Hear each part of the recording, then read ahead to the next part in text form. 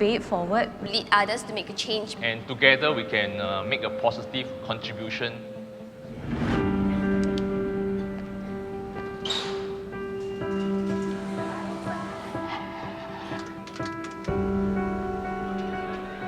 The power of the invisible makes the visible powerful.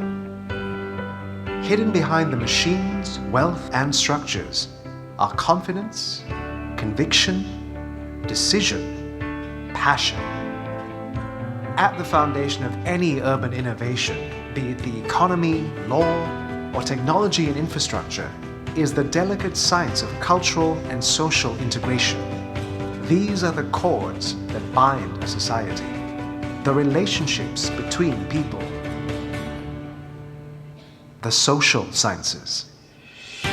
The Singapore University of Social Sciences provides vital applied training, whether it's humanities, management or languages, law or science and technology, to create in students the instincts to help understand, manage, and solve the issues that affect society. We share knowledge because more minds find more solutions. We open minds and create passion.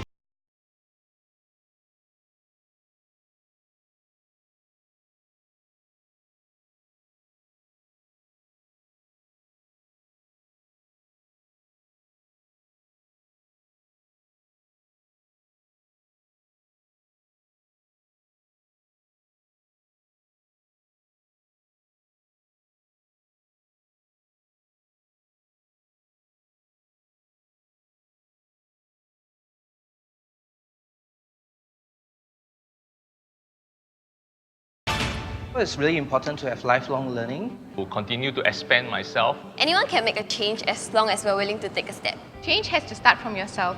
As soon as you improve yourself, change will happen.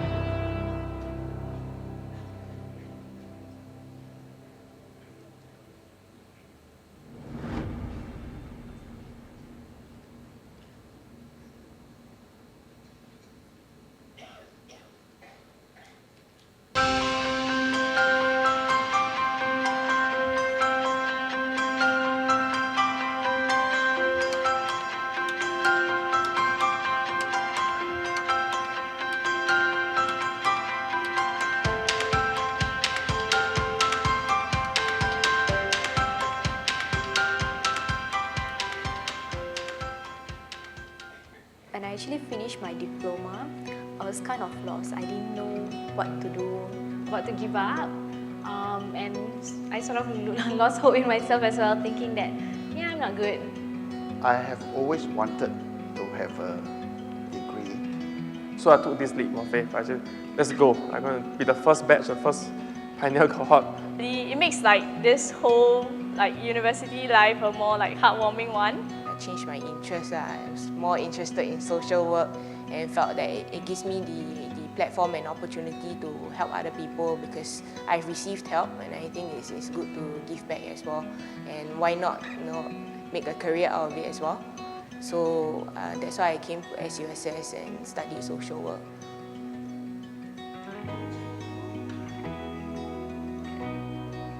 My name's Alvina and I'm from the Bachelor of Social Work course. Back in Poly, I actually met a medical social worker while I was warded, and he helped me through a lot and he actually fought and advocated for me. So that made me feel like, this might be something I want to do in future. SUSS actually gave me the chance to work and study at the same time. So that helped me to fulfill my goals as well. My journey in SUSS has been quite challenging, but I've received a lot of help along the way. Fortunately, there are lecturers and classmates that are always there to help me and let me know that, if anything, just let them know.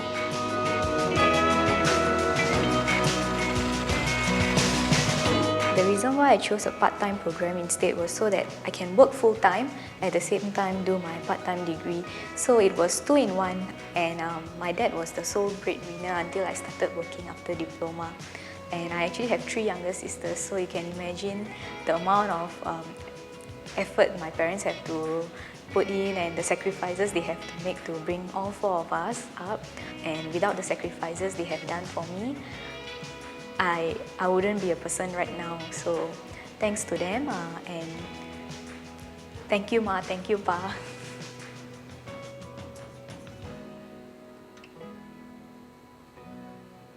After 3 good years of diligent work in studies, I finally was rewarded with a good result in my undergrad program. And that actually motivated me to sign up immediately for the SUSS MBA. And it was another 18 months, and it was very demanding in terms of time. Every evening after work, I will actually drive down to SUSS and spend my time from about 7:45 p.m. to about 10:30 p.m. when the campus closed to do my assignments as well as to prepare the lessons for the next class. And that also includes my weekends.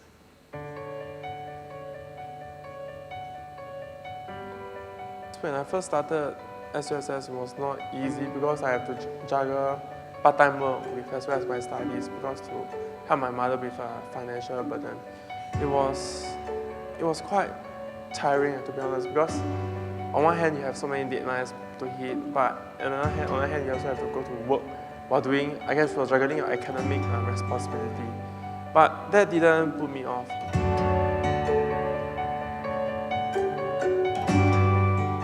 Actually, for some of our modules, we actually do take part-time. So it's together with the part-time students. And I guess initially when we actually had classes with them, we didn't really understand how to work with them because they all have commitments and they're usually quite busy. Because at night during the weekdays we have classes as well. So after work we get very tired and we only push our assignments to do it during the weekends. So normally it's quite tough to meet up with our group mates as well because we would rather do it online so we can complete our other assignments more efficiently. So when we actually had to do GBAs together with them, we kind of had to, became a bit more understanding when we actually talked to them and realized actually some of them do have family commitments and some of them maybe have a few children to look after. Yeah, so it was a bit difficult.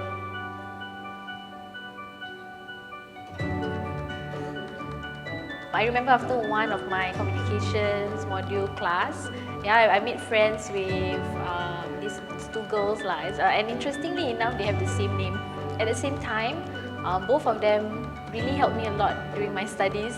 Yeah, because the thing is, I didn't really have a lot of confidence in my abilities. But so whenever I need help, I will approach them. So they have been very helpful. And yeah, it's one of the good things that I've experienced while studying here. Until today, we are in contact. We are good friends. In fact, I went to one of their wedding, one of the girls' wedding, and then I also went Bali with one of them. So to think that hey, I am able to have a close friendship.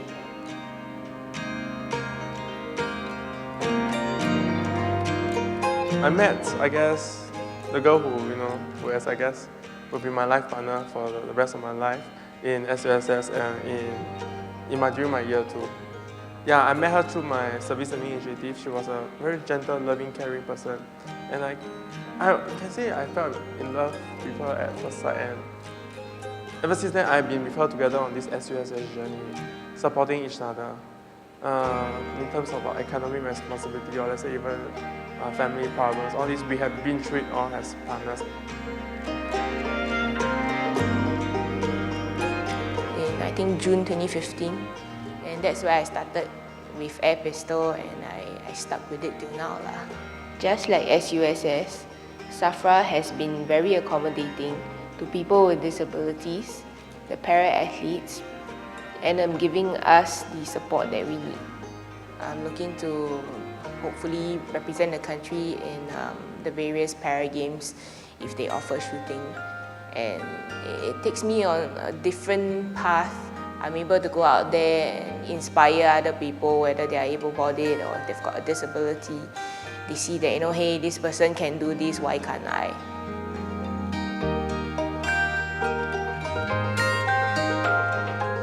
My university life was definitely more enriching than I thought it would be, because I started doing my service learning project in around like end of year 1, and that's when I actually had a chance to start my own project with Pertapis. We didn't really know about the challenges that we would face from doing all this, because you need to do your admin work, you need to liaise with like community partners, and it was through all these that like I learned some soft skills, which actually made me like be able to take on the different challenges towards the later part of my uni life much better, which I could actually use in my work attachment.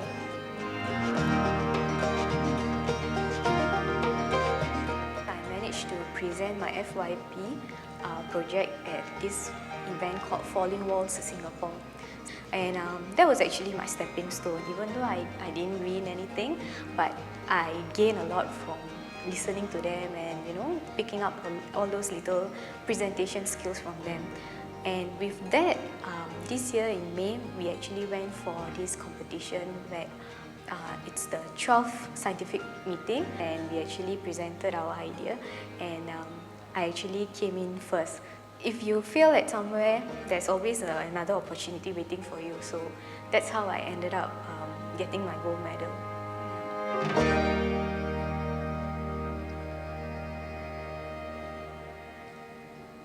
A lot of like opportunities and chances that we can take to go overseas, be it like work attachment, summer school, or even like overseas learning experience. So for me, among all the overseas experience I went, I think the Gobi Desert Challenge was one of the most memorable ones I had. When we went there, we got to learn about like the Chinese culture and actually interact with some of these China entrepreneurs and businessmen. And I think it was like a rather eye-opening experience, because we were the first undergraduate batch to go there. We were all like quite honoured to be given this chance, because there's no other undergraduate students over there.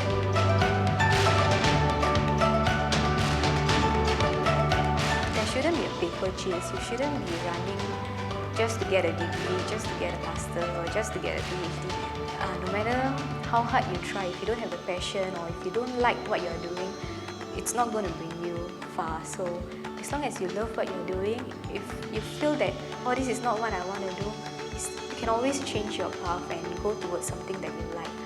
You need to have the acceptance of your disability, or even if you're able-bodied, you need to accept yourself for who you are and what you have, what you can and what you can't do.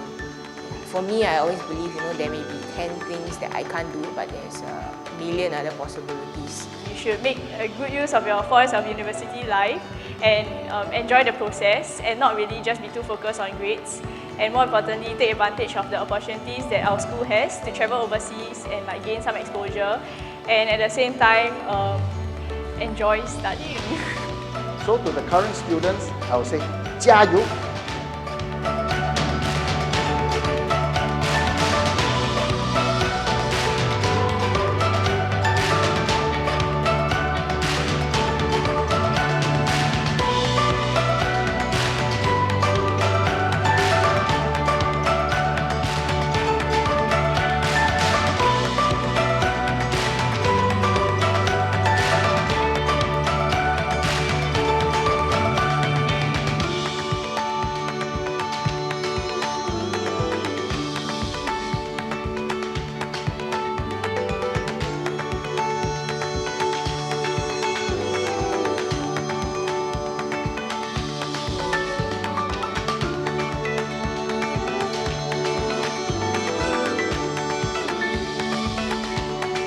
Thank you, SUSS. Thank you, SUSS. Thank you, SUSS. Thank you, SUSS. Thank you, SUSS. Thank you, SUSS, for empowering me. For empowering me. For empowering me on a new journey.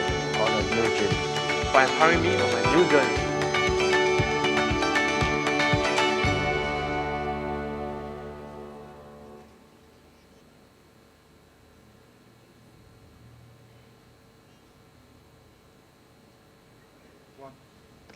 Today is a day for celebrations.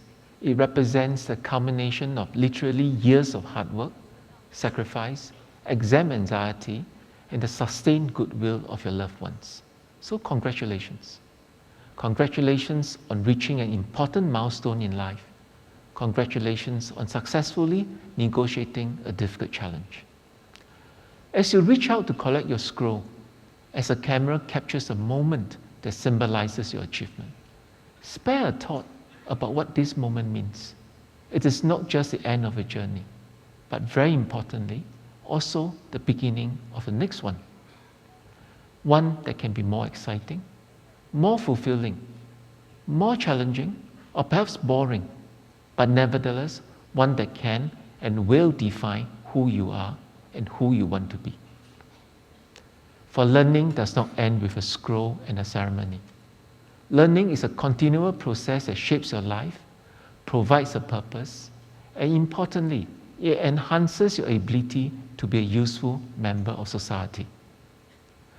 In graduating from a program under the S.R. Nathan School of Human Development, I hope you will be reminded of the ethos of the school and what each of the programs represents. I hope you'll be reminded that a key part of this program is to prepare you to transform lives and serve society. That what you learn from the respective programs enhances your ability to do a little bit more for your community, friends, and family, which in turn contribute, even if only to a small amount, to the goodwill and well-being of society that we live in. So go forth to make a difference. Enjoy the day, and congratulations once again.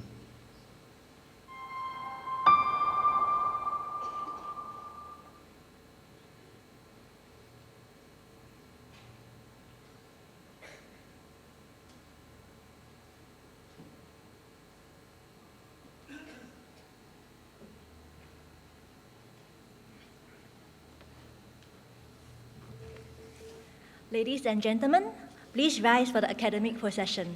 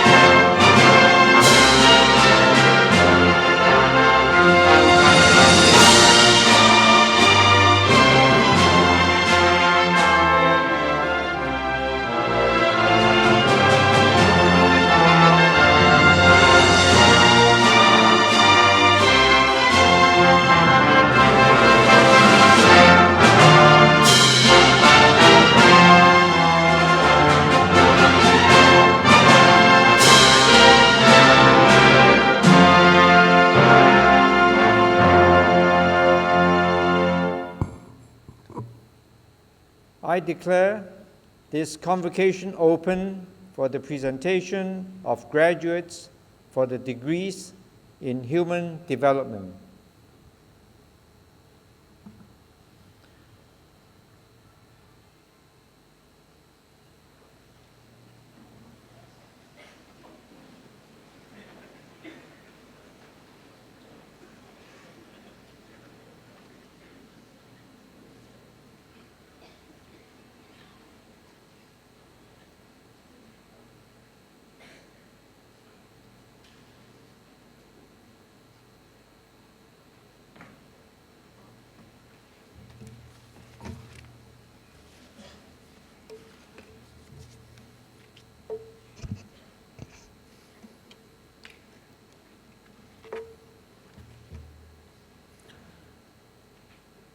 Today, we are honored to have Mr. Desmond Lee, Minister for Social and Family Development, and the Second Minister of National Development as our guest of honor.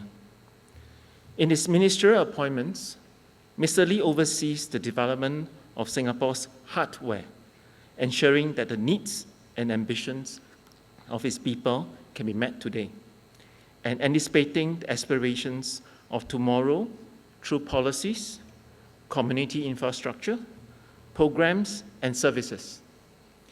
He is also responsible for balancing Singapore's demand for development and conservation, something he has deep understanding of as an avid lover of nature. Mr. Lee began his career in the civil service as a Justice's Law Clerk of the Supreme Court, providing legal research support. He continued to serve in different capacities over the years in the Supreme Court, Attorney General's Chambers, Ministry of Health, and Ministry of Law. He was also in-house legal counsel in Temasek. Mr. Lee entered politics in 2011 when he was elected an MP for the Jurong GRC. During this time as a backbencher, he served as a member of the government parliamentary committees for culture, community and youth, home affairs, and law and social and family development. He was previously Minister in the Prime Minister's Office and Second Minister for Home Affairs. It is my pleasure, ladies and gentlemen, to invite Mr. Lee to address us today. Mr. Lee, please.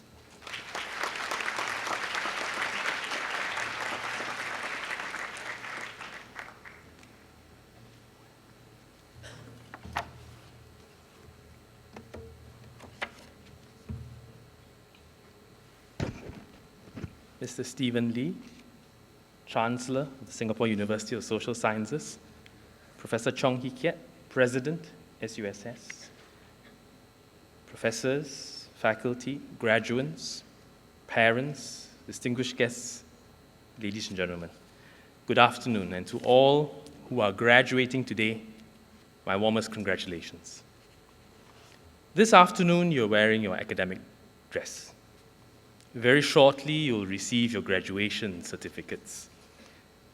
This year's convocation over these few days is especially significant because your inaugural batch of full-time students will also be graduating this year. For many of you, today is a culmination of months and years of hard work. Your journeys have taken you on different paths: counseling, human resource management, social work, early childhood education. I named just a few disciplines that you have studied. But I also see what unifies you as members of the Singapore University of Social Sciences.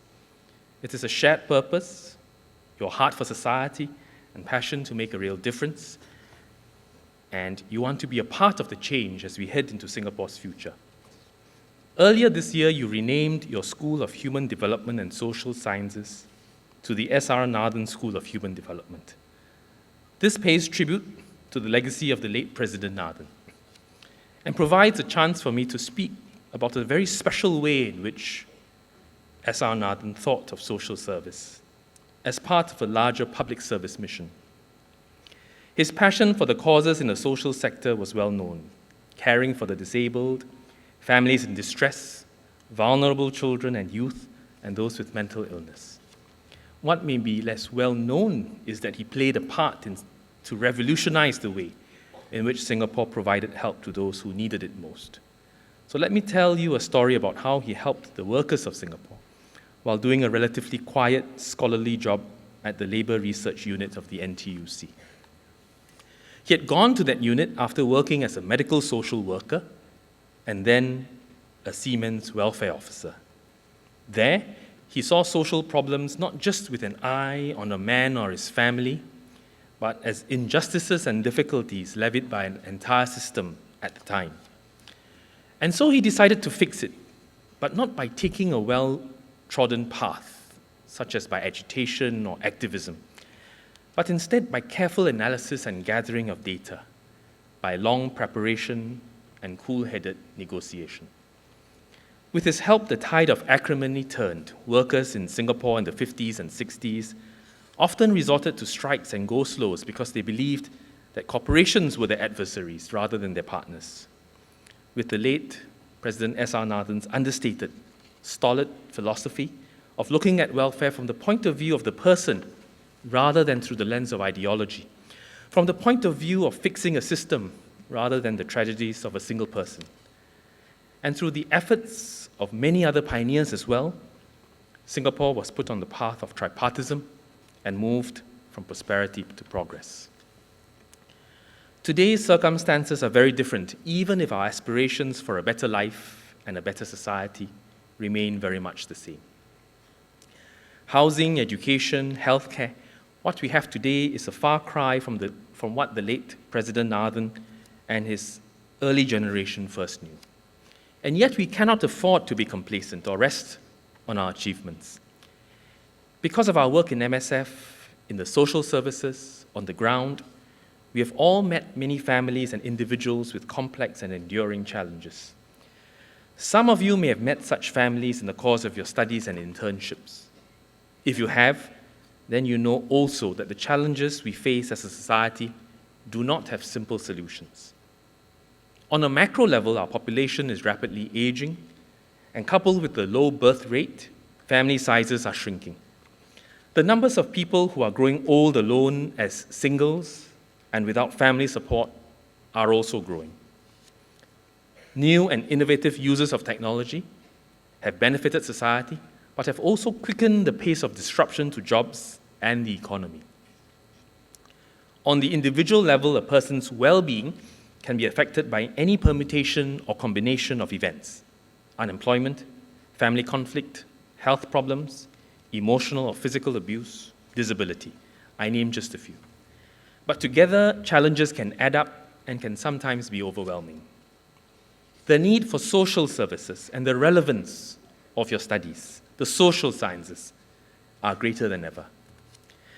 If our circumstances have evolved, so must our approaches.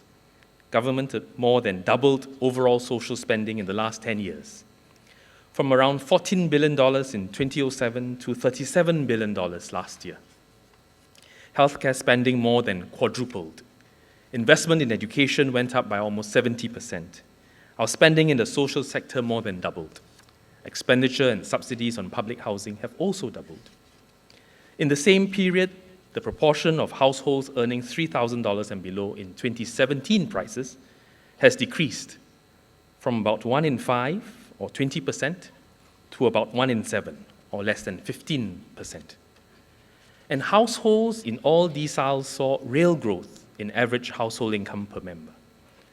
From 2012 to 2017, over the last 5 years, households in the lower 50% experienced higher real income growth compared to households in the top 50%.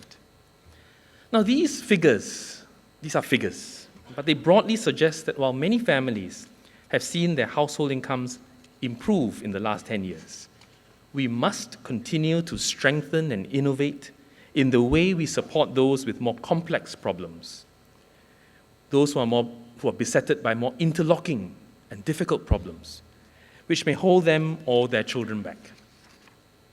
In the last few years, government has also taken a range of actions, together with community, to address various issues and to solve different problems. We've invested very significantly in early childhood education. And we are moving in a very big way into lifelong learning with the Skills Future movement. And in fact, all of you today, or many of you today, are testimony to that lifelong learning movement. To help our workers better navigate, reskill, and cope with change and disruption, we have the Adapt and Grow initiative organized by Workforce Singapore. And to help Singaporeans who are lower income or are more vulnerable, there are a range of targeted support schemes such as extra housing subsidies, healthcare subsidies, progressive wage model, workfare income support, silver support, and more. But we continue and must continue to find new ways forward, including those that go beyond government alone, to also partner with and galvanize individuals and communities and spur them on into action. For example, since May this year, we have started bringing together government agencies, non-profit organizations, community and grassroots organizations within each and every HDB town, at the local level, on the ground level. We bring them together into a network to create a support network of social, community, and healthcare services that can coordinate and integrate care better on the ground for individuals and families alike. We call these nascent networks, the SG Cares community networks, local networks of individuals representing a whole host of organizations, government, people, private. People who want to help the vulnerable in their own communities can get to know each other, network, work together, creating a stronger, more coordinated network of care and support. This maximizes our resources and builds on each other's strengths. And by networking and working together more tightly on the ground, we can better identify and resolve policy and implementation kinks, gaps, and inconsistencies. We must also try tackling challenges by going further upstream. When we encounter the toughest cases and see unhealthy patterns repeated across generations, we ask ourselves if we could have intervened earlier. That old adage, prevention is better than cure, is nowhere more true. We have tried to intervene earlier before issues compound. For example, through the Kids Start program for low-income and vulnerable children. Social workers, medical professionals, and preschools provide coordinated and concerted support to family and children from the lowest income brackets in their homes, in the community, and in the preschools. EGDA, or the Early Childhood Development Agency, is also working with preschools to pilot a new approach, the Abecedarian approach, to enrich the learning and language acquisition of these children in the lowest income brackets, investing significantly in new methodologies, not just for the broad swath of children, but starting first and foremost with those who have the least. EGDA also works with community partners to reach out and encourage low-income and vulnerable families to enroll their children in preschool. Fees are heavily subsidized, and low-income families pay a few dollars a month for a full-day childcare program run by our anchor operators. And I know some of you here are from the early childhood sector. Even as the government increases social spending on a whole range of needs, society will further benefit when corporates and people embrace the spirit of volunteerism and giving and make it more pervasive on the ground in society. And so the SG Cares movement is one way for Singaporeans to step forward and for us to build a more inclusive and caring society. From daily acts of kindness to volunteering with friends, I hope you will consider ways that you can champion this movement in a meaningful and personal way. And if you're looking to contribute, there's no better way to start than to whip up your phone, download the app, the SG Cares app, start flicking through the opportunities, read the motivational stories, the heartfelt stories, the stories of need, the stories of deprivation, and the call to action on the ground in individual organizations. Start today. As you would be able to tell by now, the social sector that many of you will be stepping into after today or returning back to after you graduate is undergoing transformation. These are exciting, dynamic times. Uncertainty, yes, but promise and optimism and opportunity await us.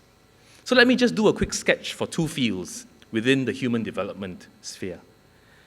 For those of you who are in social work and counseling, we have made some decisive shifts in social service delivery.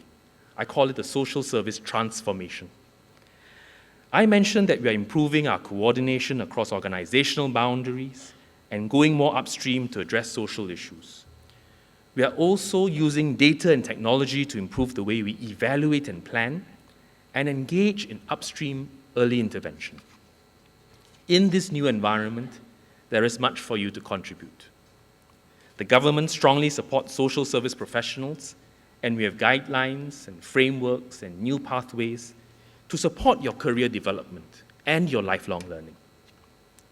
For those of you who are in early childhood education, the preschool sector is undergoing exciting transformation, supported by growing demand for early childhood services and increasing government investment. We are expanding preschool capacity by another 40,000 places over the next 5 years. So every time we open a new center, whether it's a large childcare center, an ordinary childcare center, one in the park, one in the commercial area, one in the heartlands, we celebrate because that means more capacity, more places for our young children, especially those from the middle, lower income, to enjoy a good early childhood education. But therefore, manpower needs will grow from 17,000 professionals today to 20,000 in 2 years' time. We are creating new training institutions and courses and putting in measures to uplift the early childhood profession. You will be able to work in larger preschools in diverse settings, such as parks. You will also enjoy more opportunities for career progression and professional development, including specialized training in mother tongue languages, which we very recently, as last week, just announced. Opportunities for outdoor learning and adventure, as well as early intervention for children with special needs. In closing, I would like to mention two individuals amongst our cohort of graduates today who exemplify the spirit of your school and the dreams of your cohort. The first is Ms. Lynette Chua, who juggled a full-time job and studies. Many of you know what the challenge that is. I'm tempted to ask her to stand up, but I won't do that. She pursued a master's in community leadership and social development, while also working as the Deputy Constituency Director of the Serangoon Constituency Office at the People's Association. She discovered she was expecting a second child midway through the course, and even went on a study trip to Nepal when she was expecting for 7 months. The second individual is Ms. Alvina Neo, who is graduating today with a Bachelor of Social Work. Yet, she finds time to train and compete, representing Singapore in her sport. Her discipline and resilience is an inspiration, all the more because she was born with spina bifida, which is a birth condition that results in an incomplete closing of the backbone and membranes around the spinal cord. I wish both of them and all our graduates the very best in your career. In order to graduate today, some of you too may have faced your own set of challenges and overcome obstacles to reach this place. I want to take this opportunity to encourage you and also recognize your family, your friends, and professors who have cheered you on, stood by you as you complete this race. We celebrate today with all of them. After today, your academic quest may be over, but a new adventure awaits. Stay in touch with each other. Your friends and batchmates will be a valuable community in years to come. Use your knowledge and skills to make a positive difference in society and learn all through life. I hope that you will be able to say, as the late President Nathan once said, and I quote, "I've done the best I can." You don't do it because you want to leave a legacy. You do the best you can, unquote. So all the best to all of you. Congratulations and a warm welcome to the social sector. Thank you.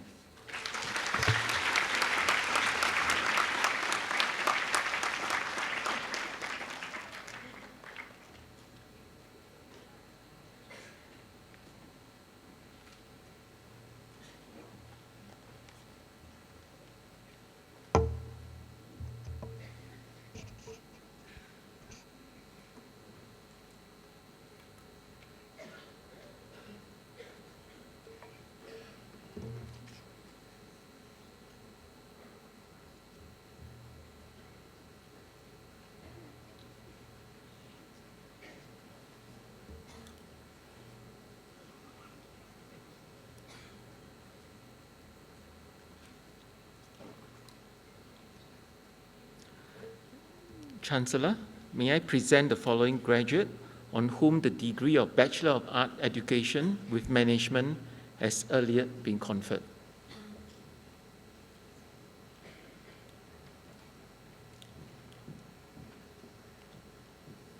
Ang Shi Ling.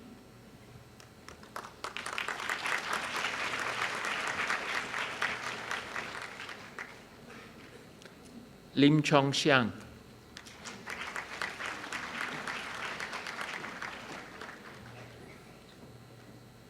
Lim Jia Rui Rachel.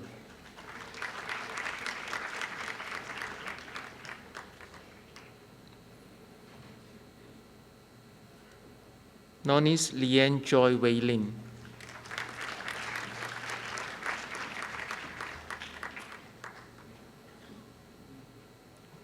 Yo Hui Chi.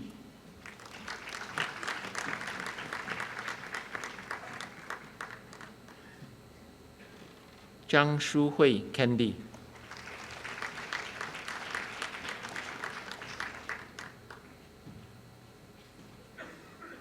Chua Xin Jie.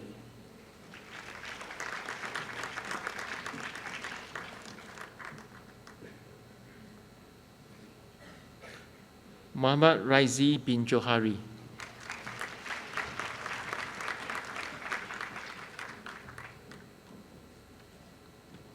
Nora binti Izaha.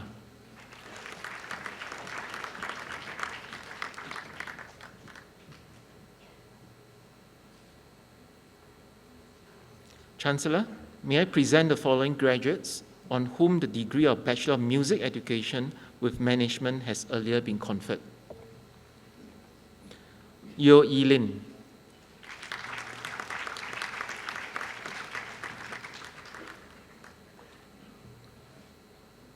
Tan Jin Yi.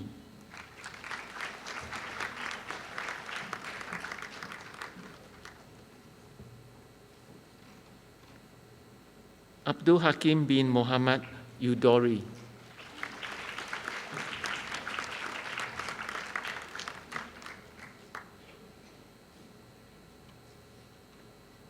Chancellor, may I present the following graduates on whom the degree of Bachelor of Music Education with Psychology has earlier been conferred. Faith Chui Yi Fen.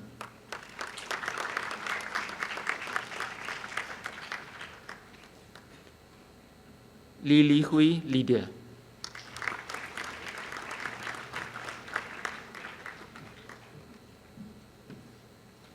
Lin Yuan Wei Daniel.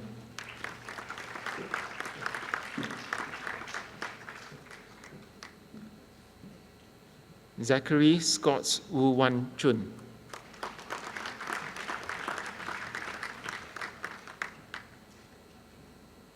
Jasmine Anastasia Lui Tan Wei.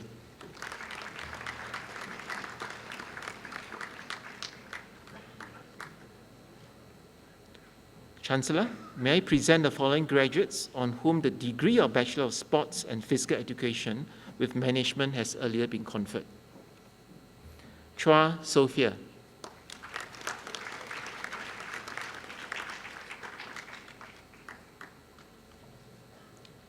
Fabian Ko Jong Chen.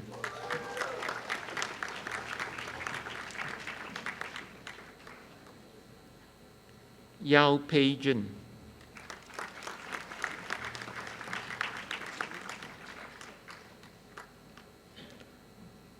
Lim Jun Lian, Nigel Wayne.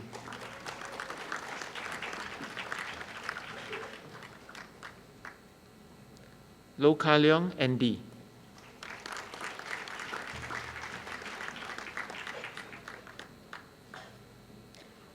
Nurul Madar binti Ki Johari.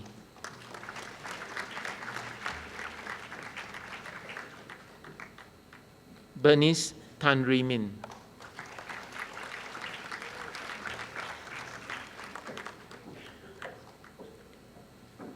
Melvin Lim Wei Xiang.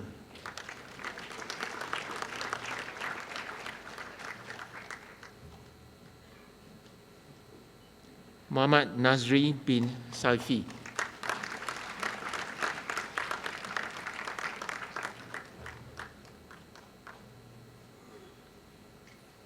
Nur Rama binti Darusam.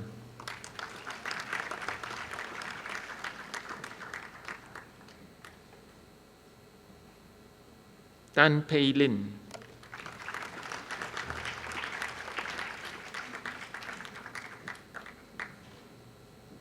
Yong Han Yang.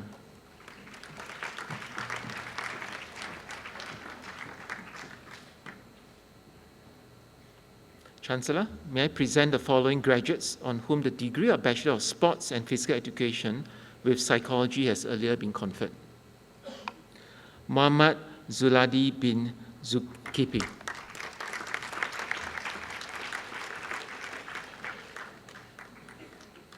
Chang Jit Ming.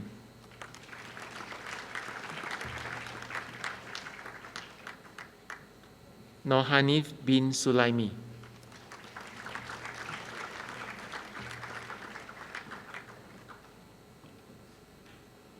Vincent Tan Bing An.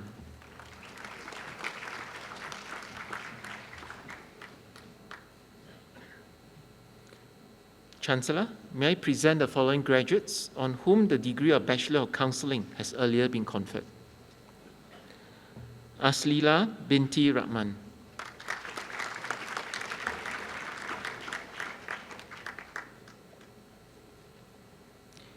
A. Rabiyatu Basiria.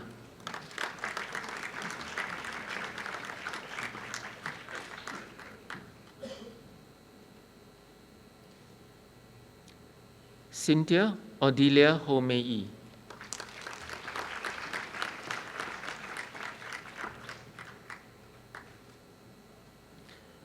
Denise Po Shunin.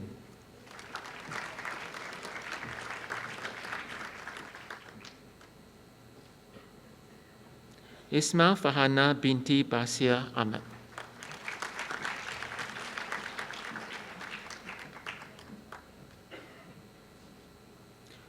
Juliana Po Shimin.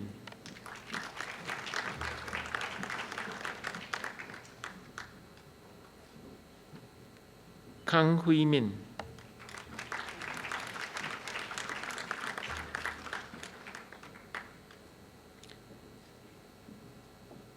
Lavinia Janelle Olivero.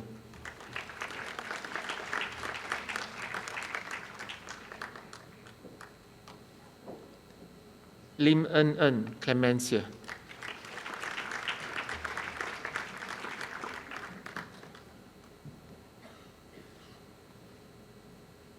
Lim Jian Xiang.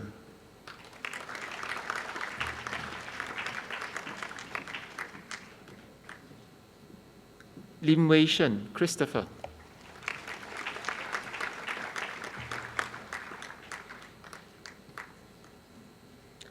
Lam Wai Lin Patricia.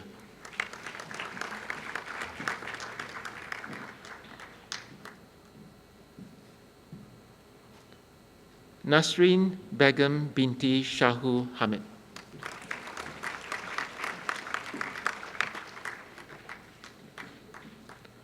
Narashida binti Redwan.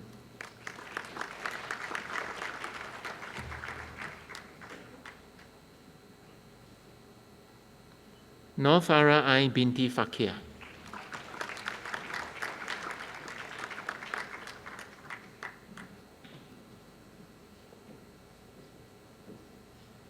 Law Liana Lim.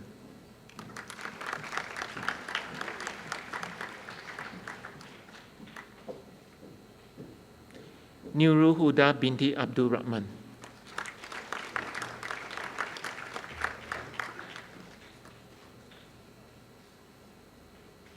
Ong Man Lim.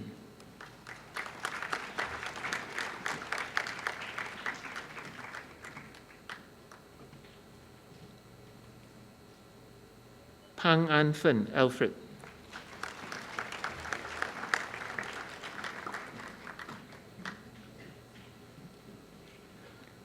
Raja Lakshmi, daughter of Govind Daraju.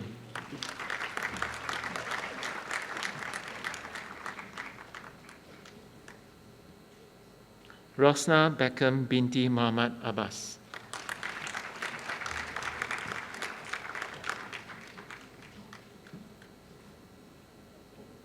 Safia binti Abdullah.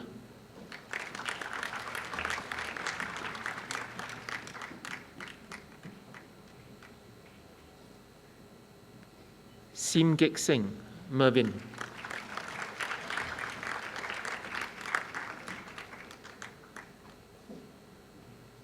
Sim Jin Swan.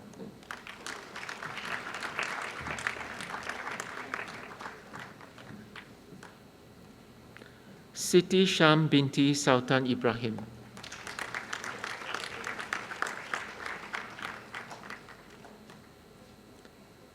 Susandi binti Salim.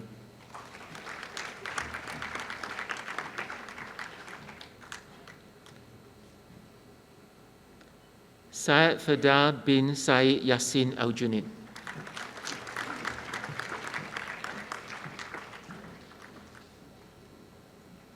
Tan Quat Eng, Jeanette.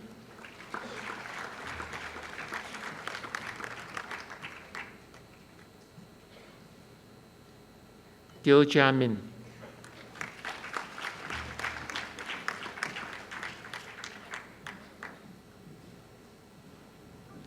Zairul Narafin binti Ma'ruf.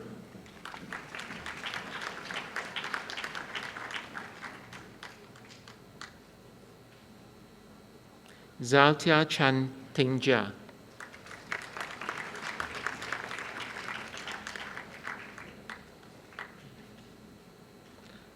Avilier Lucas Ingram.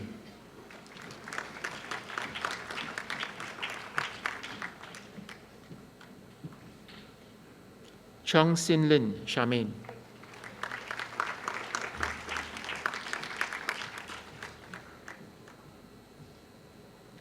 Chloe Lo Xuan Yin.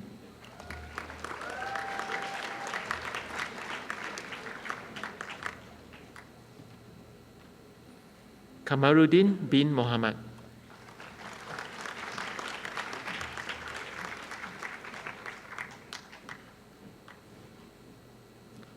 Mok Chu Hao.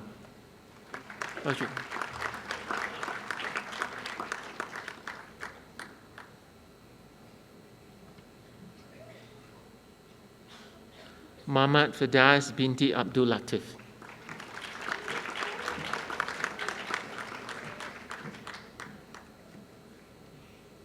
Nur Fahana.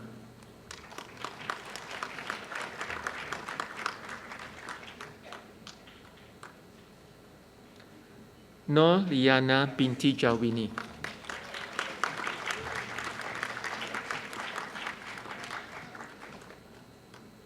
Tan Lei Kiat.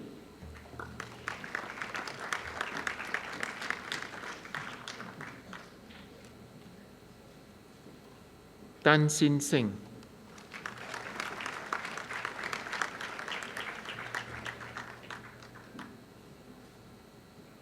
Tavika, Doctor of Thailand.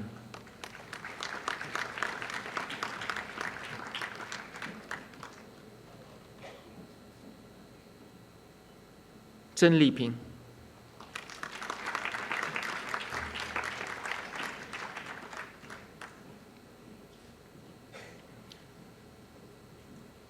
Chancellor, may I present the following graduates on whom the degree of Bachelor of Early Childhood and Chinese Language Education has earlier been conferred.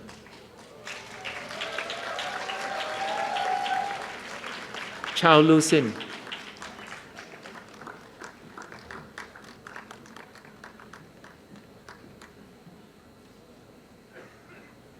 Chen Ai.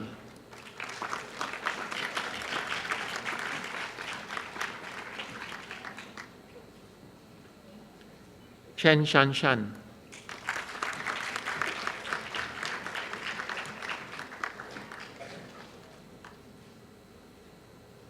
Ten Li.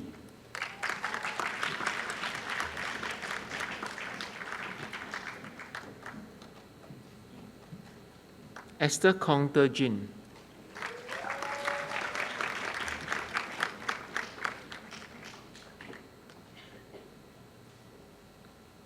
Han Bin Zhen.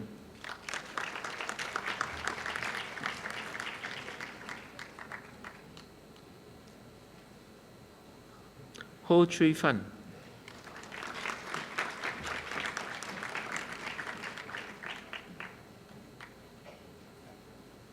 Huang Lin Xie,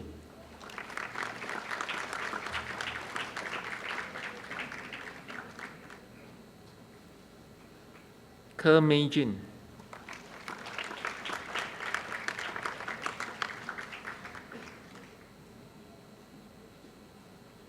Li Shu In,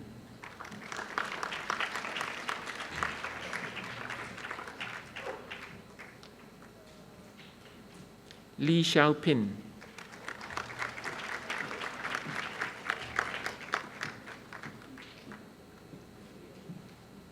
Lian Chui Mei,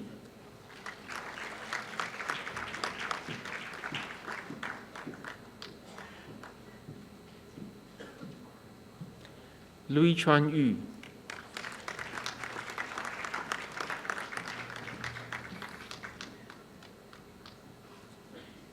Lui Gao In,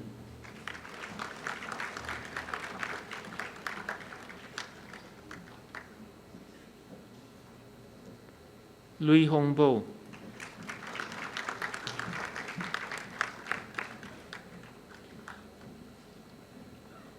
Lu Yanzu,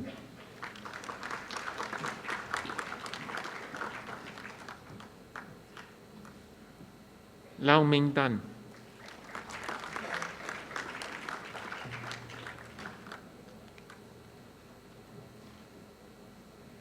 Ma Xiaolin,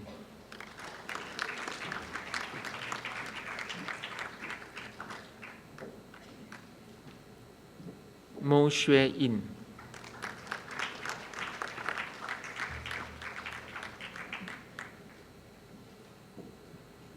Ng Sok Lan,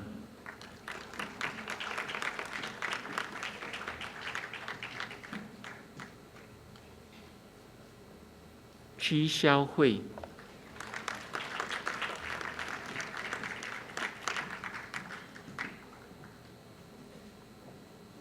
Ren Hui Xin,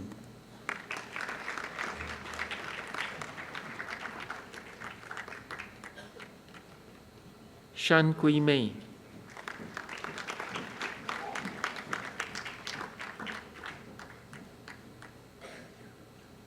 Shi Wenjuan,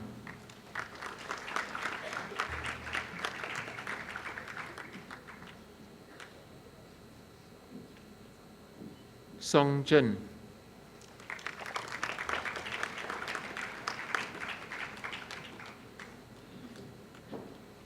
Sun Biling,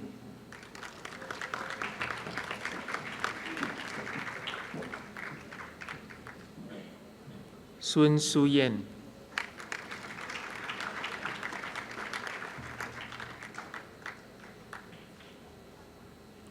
Sun Yinjiang,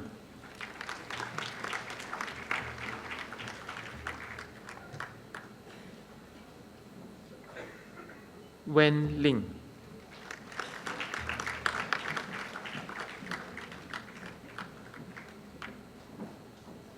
Wen Yang,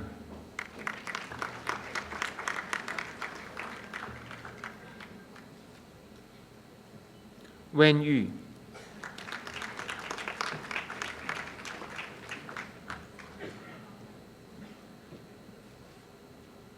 Wei Ai Min,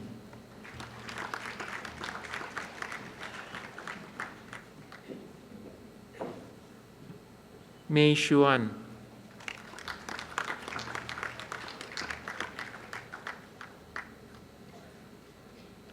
Xia Yu Jin,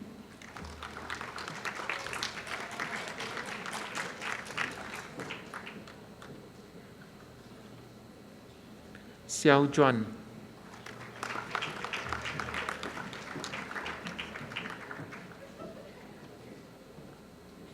Xu Jin,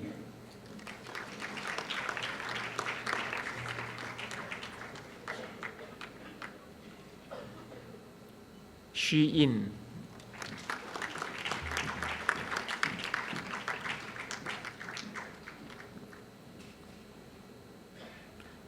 Zhang Huichong,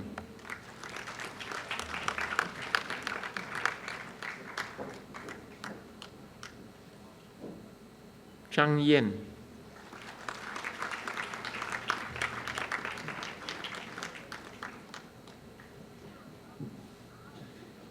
Chu Li Juan,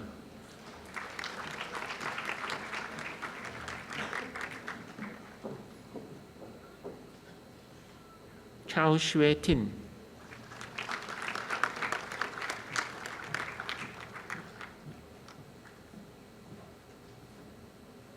Chen Si,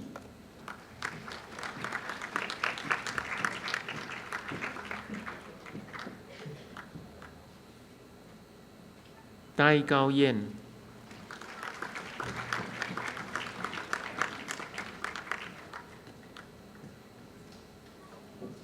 Gong Yu Yi,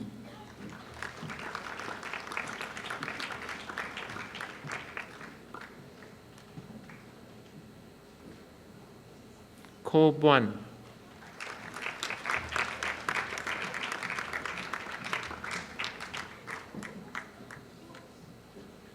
Liang Dongmei,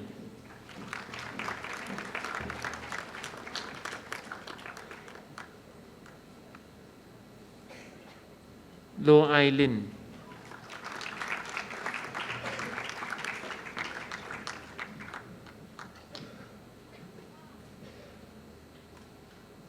Shen Lui,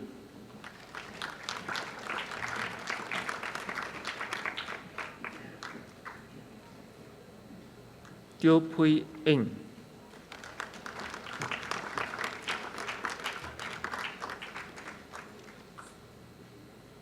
Wu Yu Chin,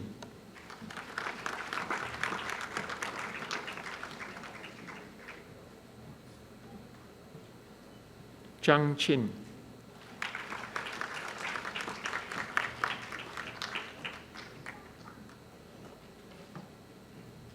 Zhao Yang,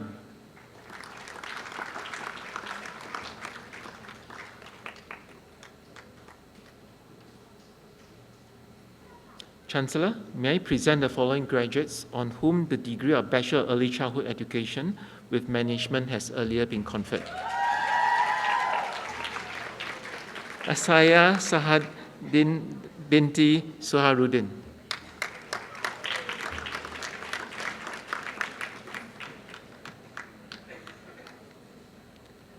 Amira binti Ab Hamid.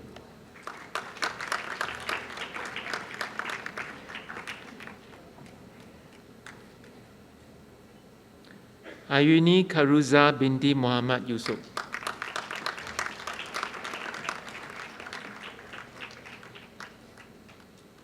Bakishwe Serene.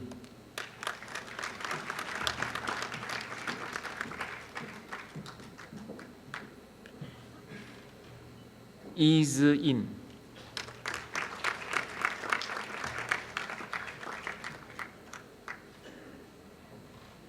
Elaine Wasok Lai.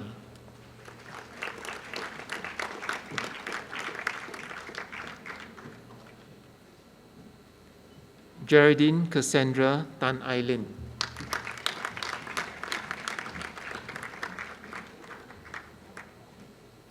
Go Li Fen.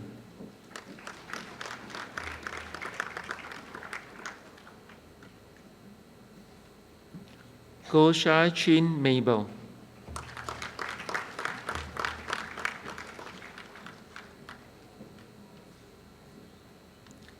Helene binti Tahid.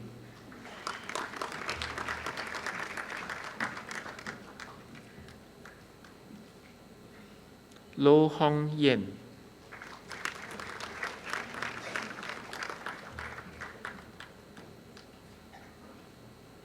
Nadira binti Ahmad.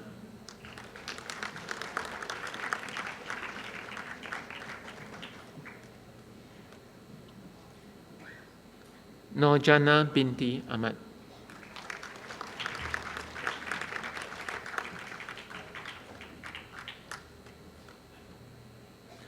Sulastri binti Muhammad Riwa Surah Putira.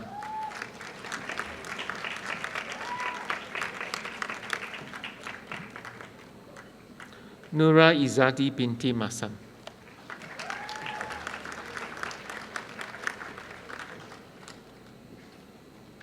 Norijana binti Saleh.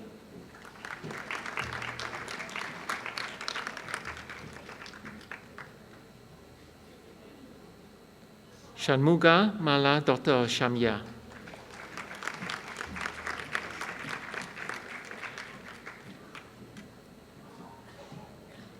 Sakira Banu binti Muhammad Siddiq.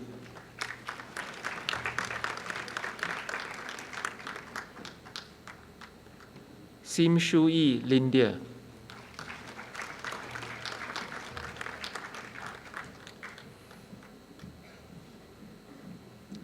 Siti Aisha binti Ali.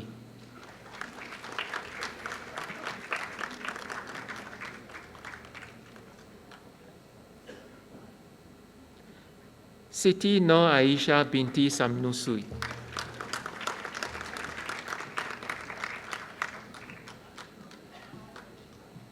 Tan Yen Lin.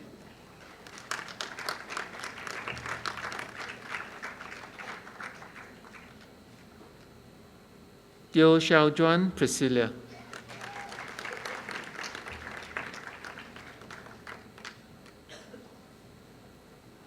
Teruga Dr. Pangarasu.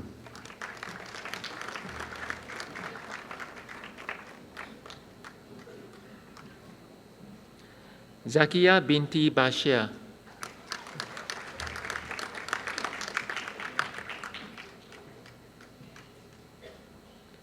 Bribala Damapala.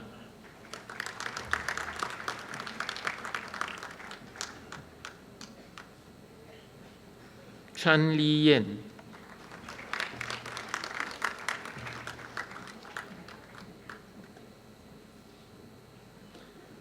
Chin Hui Jin Priscilla.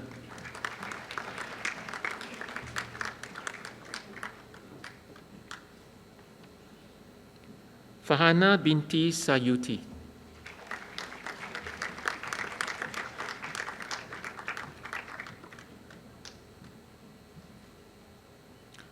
Gukhaniswari, daughter of Ragaswami.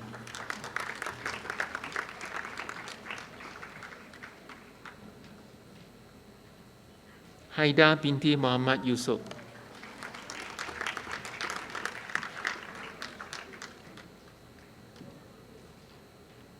Caroline Mary Ong Keng Ling.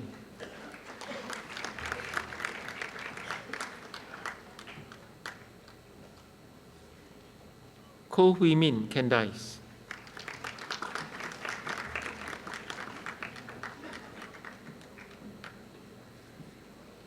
Lim Yao Kin.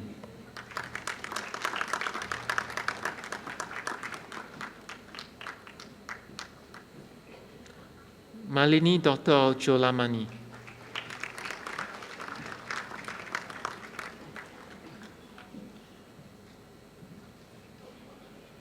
Nur Fariha binti Muhammad Fadayas.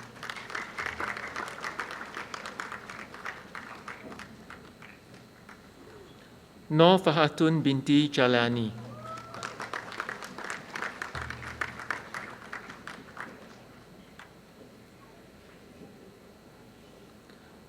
Nur Faridallah binti Muhammad Indra.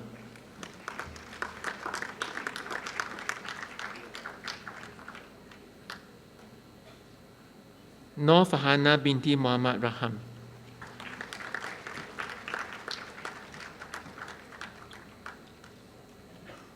Nur Fahana binti Muhammad Imran Tan.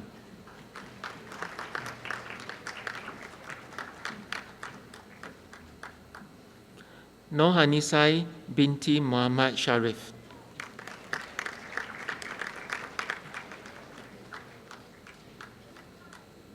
Nur Shaira binti Ramli.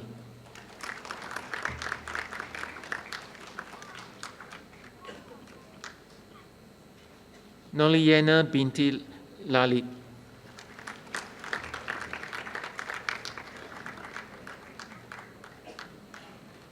Nurul Huda binti Nazir.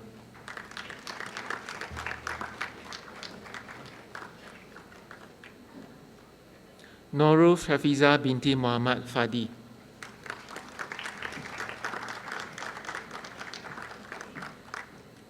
Solomon Annie Pamela.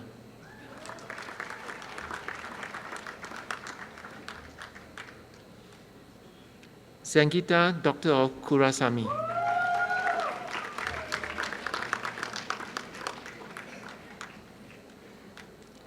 Siti Aida binti Razali.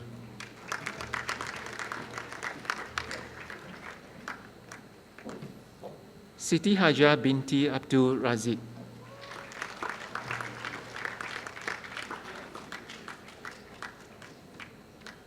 Siti Mariam binti Mustafa.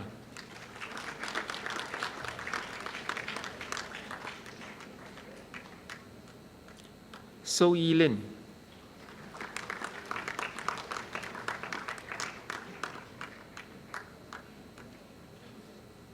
Yao Nai Kwan.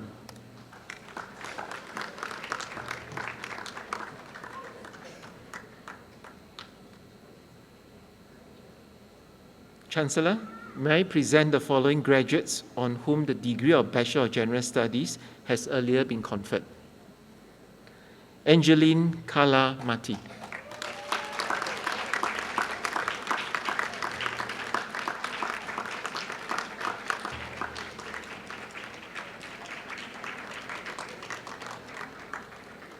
Catherine Pei Li Min.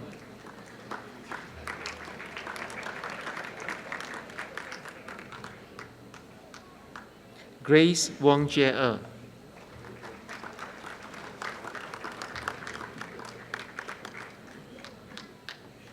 Iyani binti Zulkifli.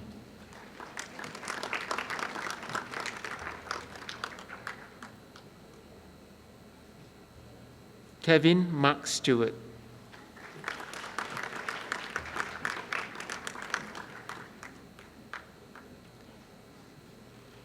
Lee Lei Hun.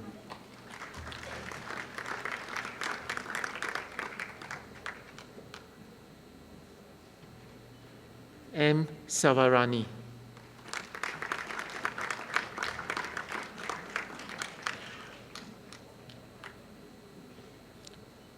Muhammad Shaifuddin bin Muhammad Kamali.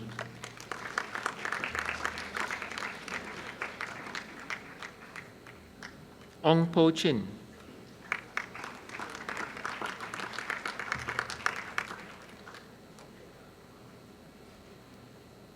Siti Susanna bin Rahman.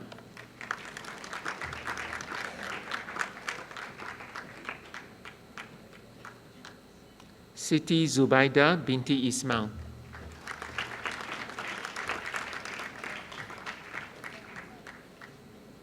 Sri Sukastri binti Muhammad Hanapi.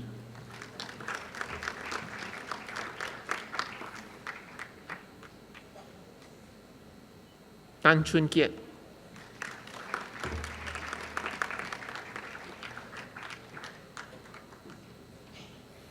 Tan Hong Shen.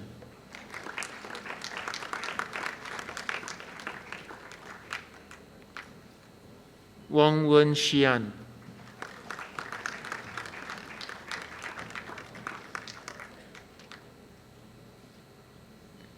Yi Huan Kun Andrea.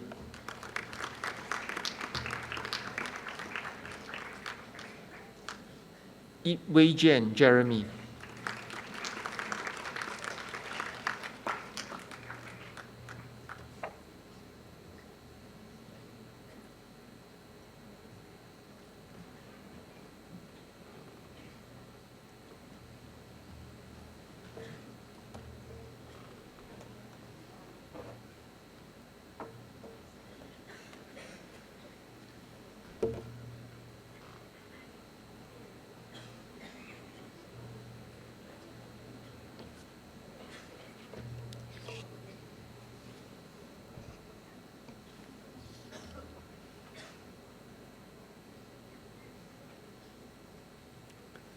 Chancellor, may I present the following graduates on whom the degree of Bachelor of Human Resource Management has earlier been conferred.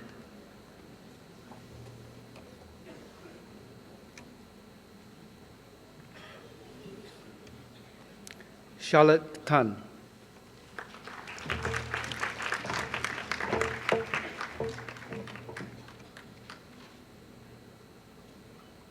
Cheng Xie Chen Evelyn.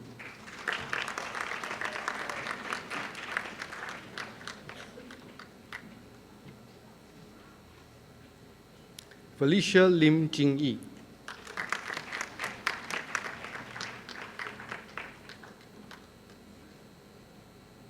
Fung In Hua.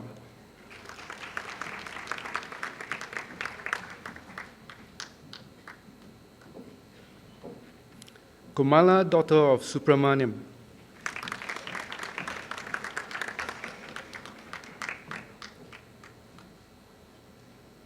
Lawrence Lim Huat Tek.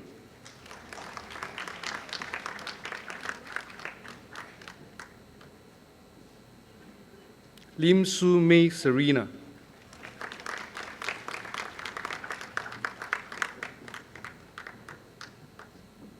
Lim Ziwan Audrey.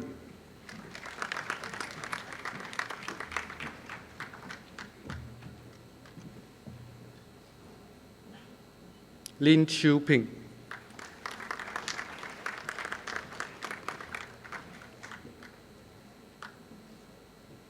Mo Mei Chin Ellison.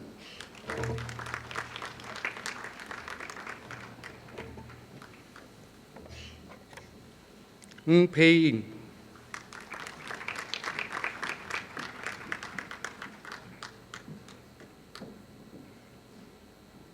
Nadiana binti Ramlan.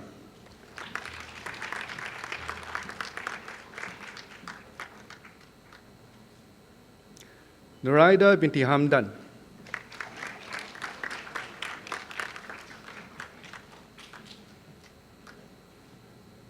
Raymond Neo Lee Wen.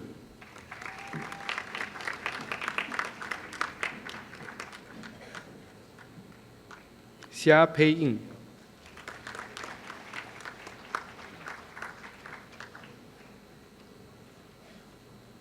Siti Nusyafamani binti Somsuri.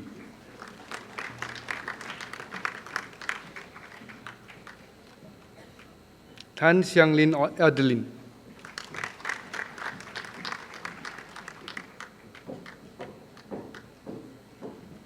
Ang Hui Shan.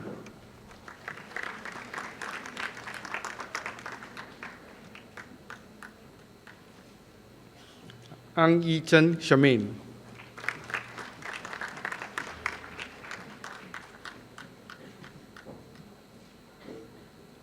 Ao Zixian.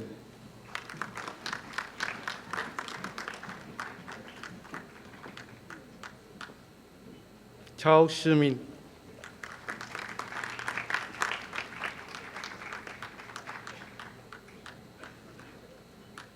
Fatin Atika binti Sani.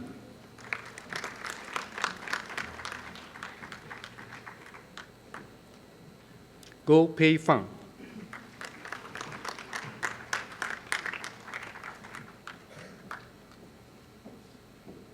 Go Shu Hui.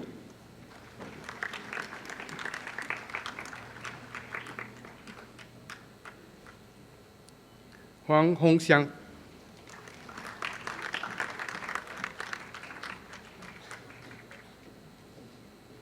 Intan Baizura binti Bushra.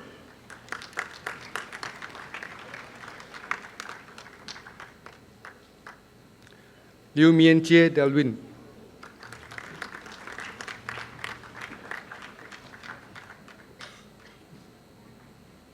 Lim Li Ping.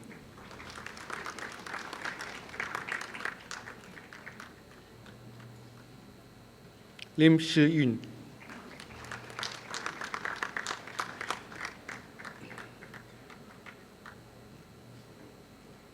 Liu Xin Ru.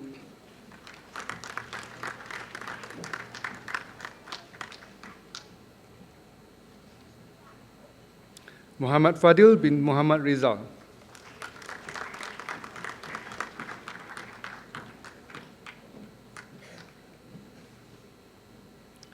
Nasiha Begum binti Haja Maidin.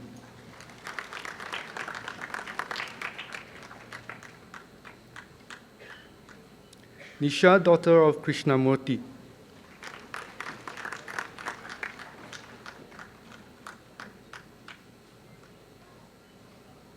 Ng Li Ting.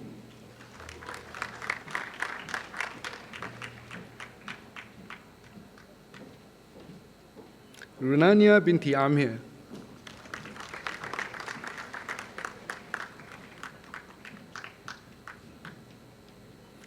Nurul Hanisa binti Ridwan.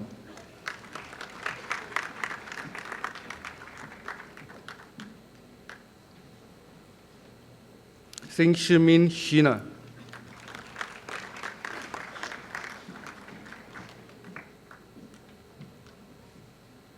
Serene Tan Siping.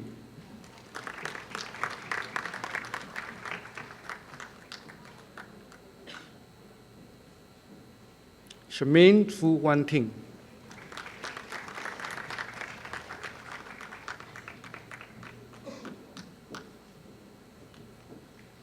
Sim Hui Loan.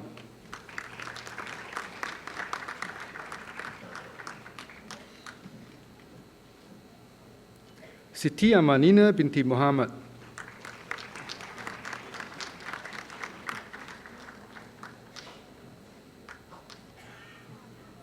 Suhana Muhammad Amin.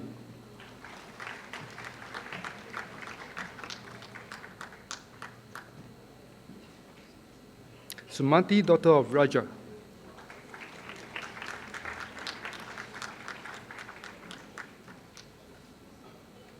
Tan Kok Hin.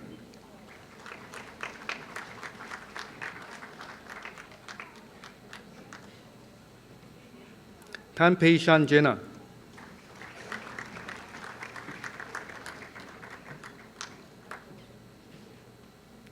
Tan Simei Catherine.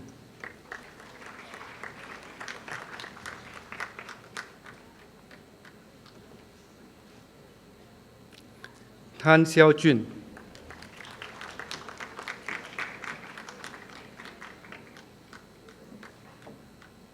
Tan Yong Xiang.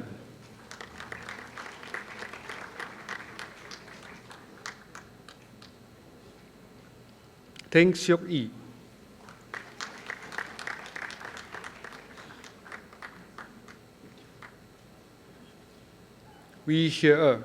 Wu Xie.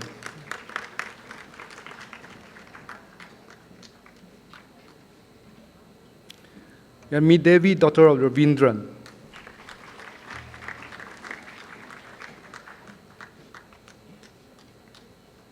Yap Jin Hui.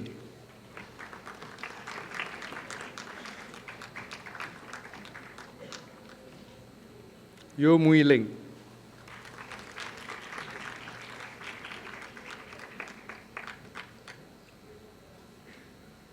Yip Lai Lai.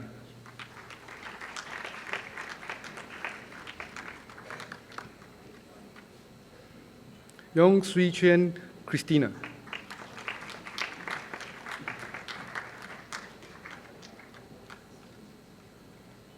Zheng Xiu Mei.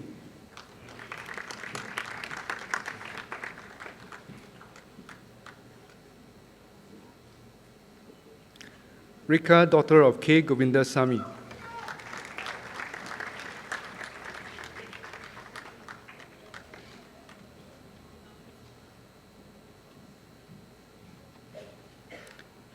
Chancellor, may I present the following graduates on whom the degree of Bachelor of Human Resource Management with Military Studies has earlier been conferred. Lim Jianzhi.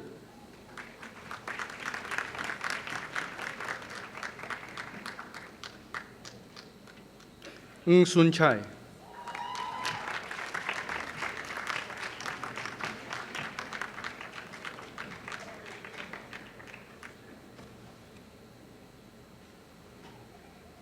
Chancellor, may I present the following graduates on whom the degree of Bachelor of Human Resource Management with Security Studies has earlier been conferred. Muhammad Noor bin Zaini.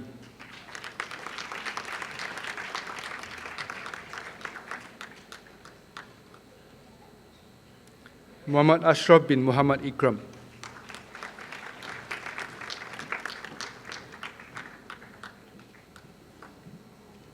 Sean Wong Wing Chun.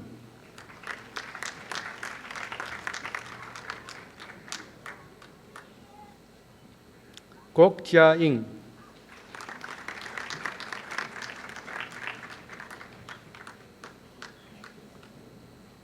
Muhammad Fadli bin Zuzaidi.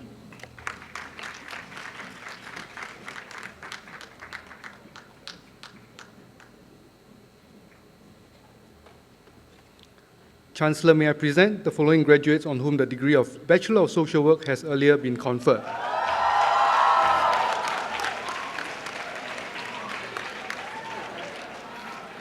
Lavanya Maria Rajasuria.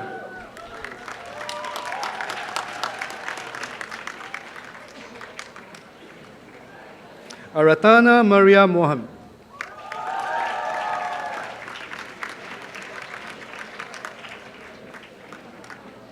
Amir, son of Muhammad Malik.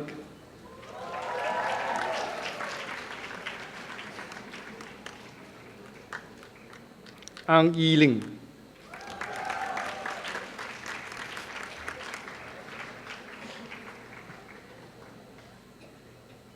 Chan Tai Na.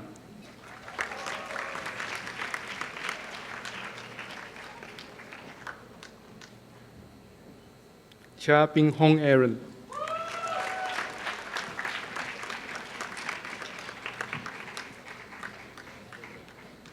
Chu Chen Yi Shirley.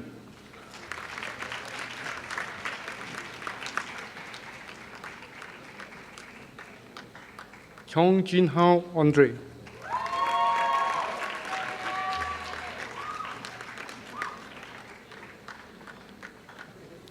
Chu Sui Jin.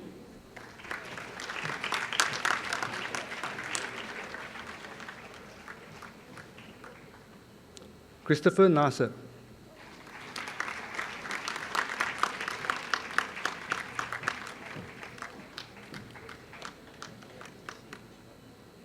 Dhirendev, son of Asin Dhanabal.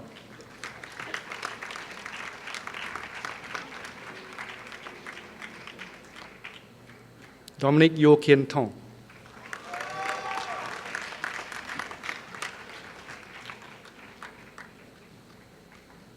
Eva Kirk Lê Kwan.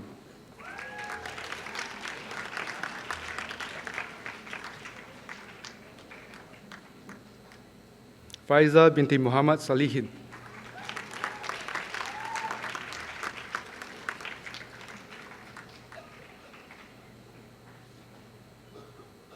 Fernandez Mark Anthony.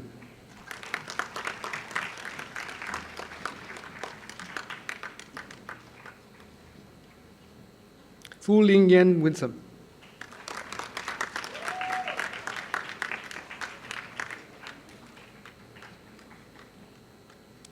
Fu Xiu Ting.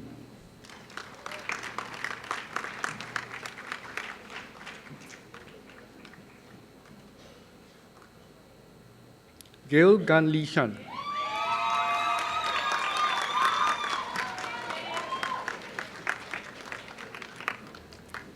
Go Ling Hui.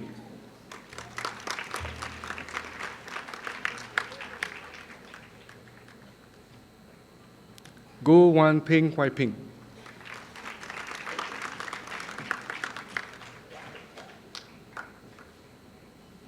Govind Kumar, son of Jagatisan.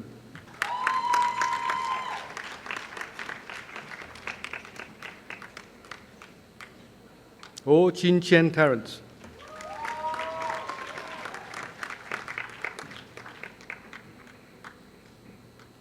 Ho Wen Ting.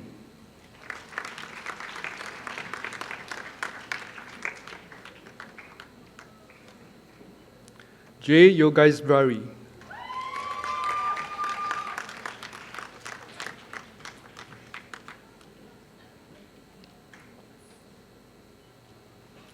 Jahabir Nachia Binte Abdul Wahid.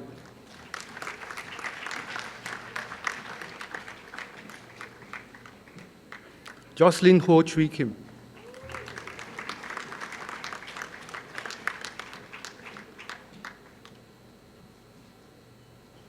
Kartika, daughter of Javi Trandon.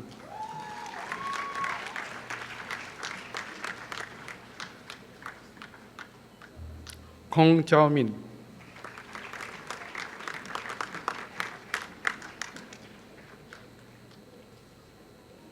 Crystal Fu Tzu Tin.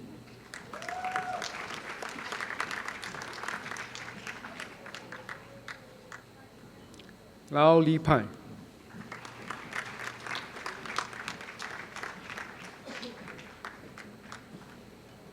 Liman Hua Kalista.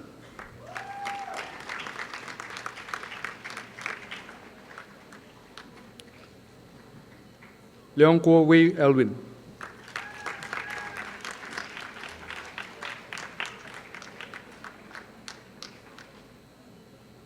Lim Fang Yi.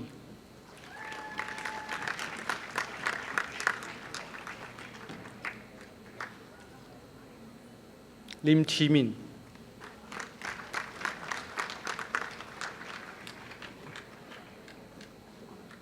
Lim Ting Hao Russell.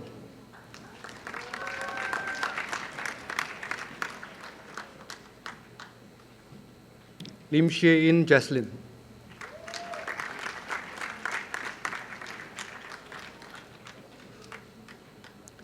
Lok Pui Shan Michelle.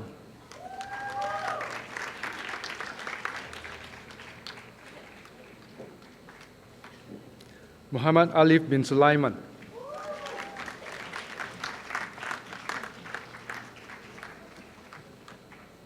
Muhammad Ashikul Amin, son of Ismail.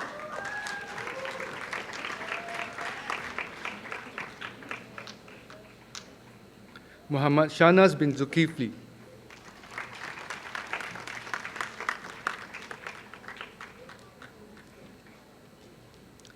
Muhammad Michael bin Muhammad.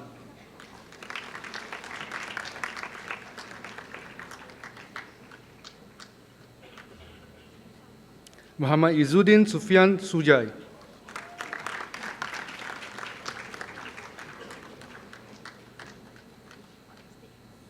Muhammad Amin bin Suaini.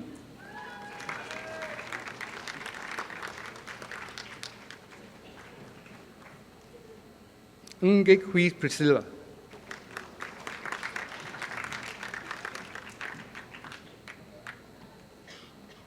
Ng Molly.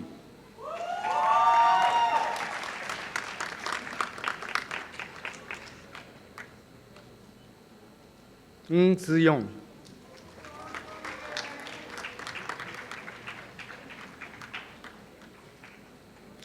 Nuratika binti Razali.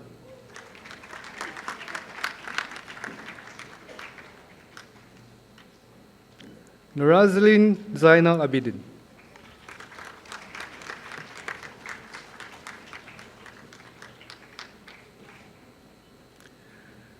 Nurazmira Idora binti Al Azmi.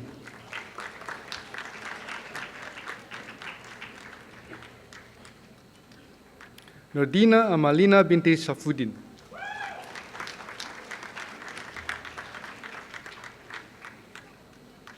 Nurfarahin binti Paing.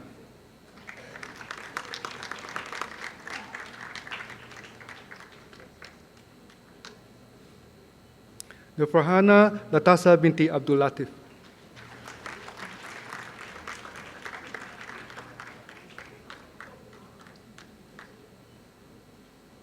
Nurliana binti Kamal Ruzaman.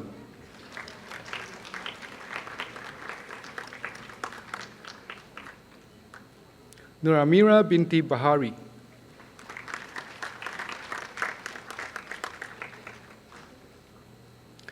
Nurul Ashikin binti Samsuri.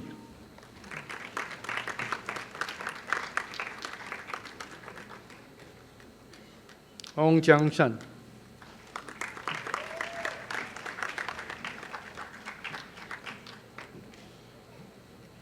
Ong Ye Hui Vincent.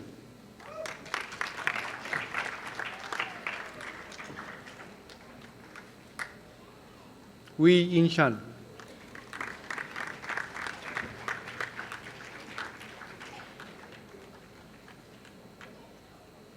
Panchai Caroline.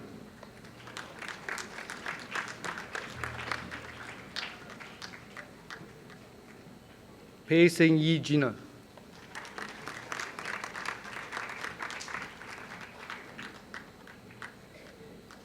Pek Wan Jie.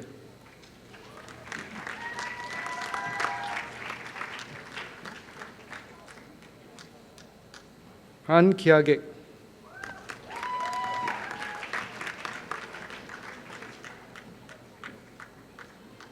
Hua Tisheng.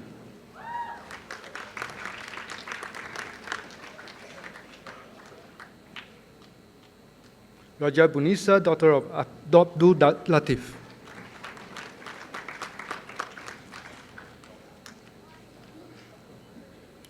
S. Maheswari.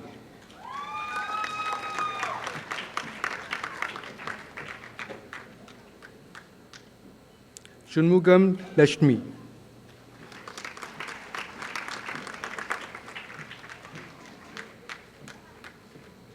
Sim Gimling.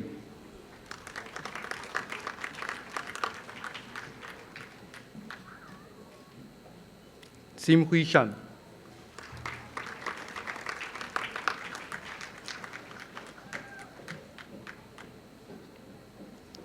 Siti Faizura binti Kamarudin.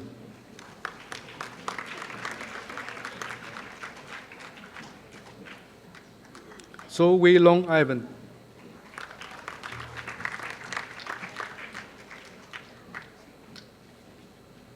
Tan Bun Siu Angie.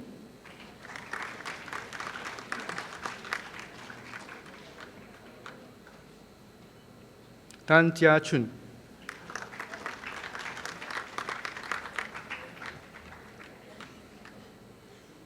Tan Kai Ling.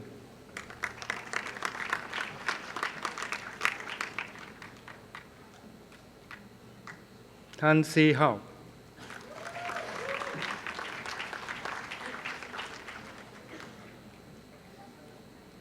Tan Shu Hao.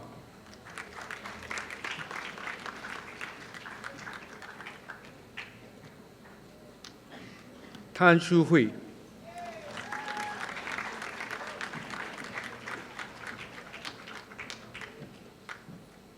Tan Shu Hui.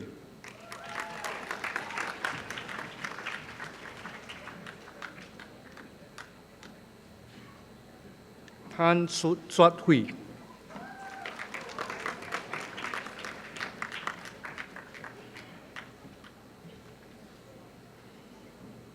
Teo Wei Zhuang John.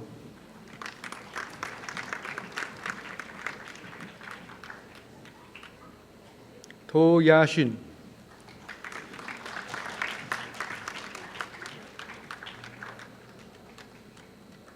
Vivian Ong Hui Ming.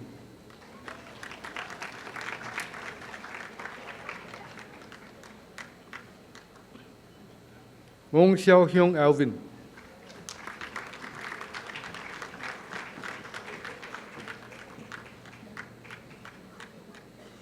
Yen Song Le Luke.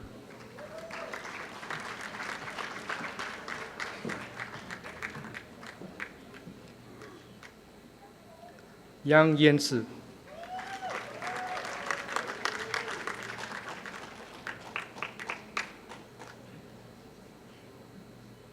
Yap Feng Kai.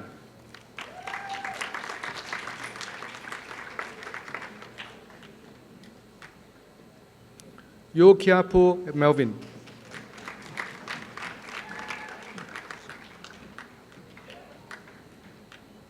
Yo Yi Ying Lin.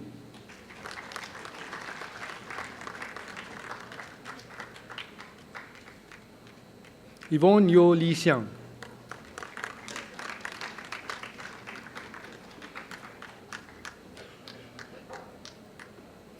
Elvina Neo.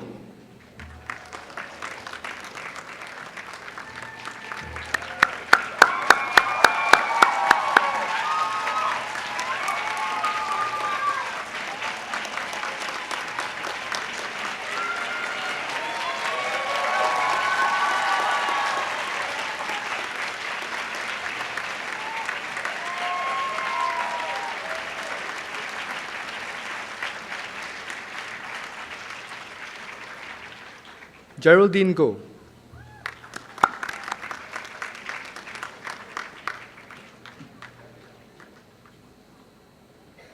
Go Pei Ying.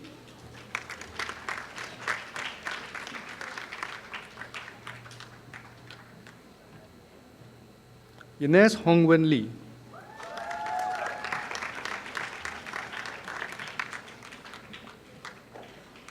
James Liu Chi Wing.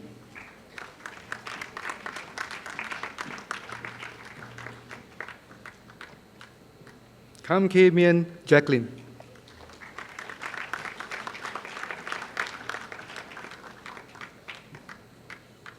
Kendra Wan Wei Hui Shan.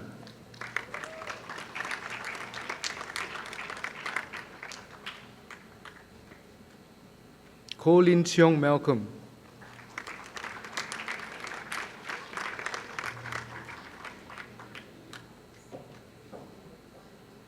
Leong Wai Wan,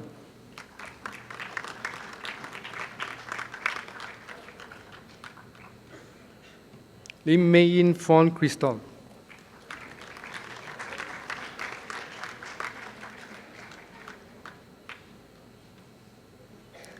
Lim Siu Hui,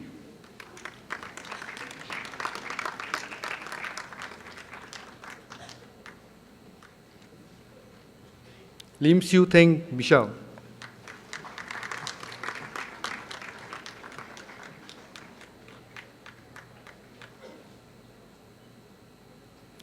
Mohsin bin Muhammad Rashid,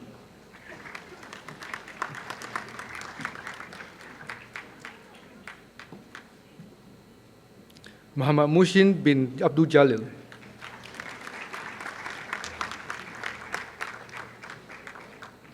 Muhammad Nazri bin Amlan,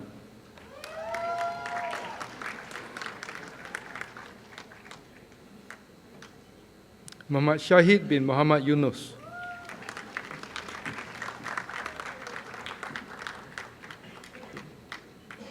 Nashabi binti Muhammad,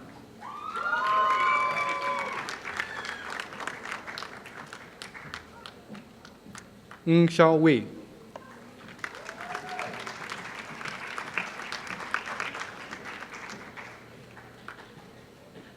Ngao Xue Lun Sharon,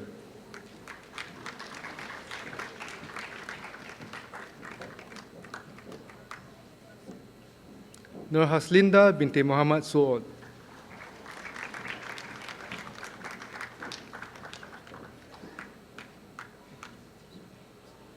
Nur Akida binti Abdullah,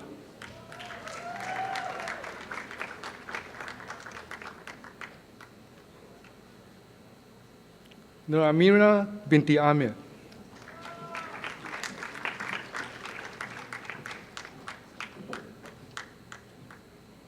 Nur Karunisa Diana binti Abdul Hamid,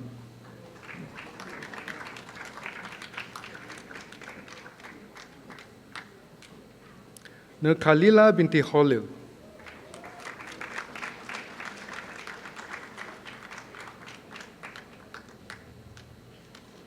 Ong Ching Ping,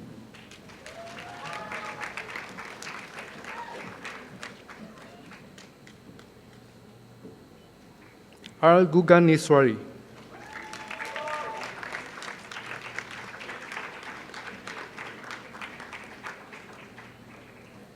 Xia Ping Zhong Joel,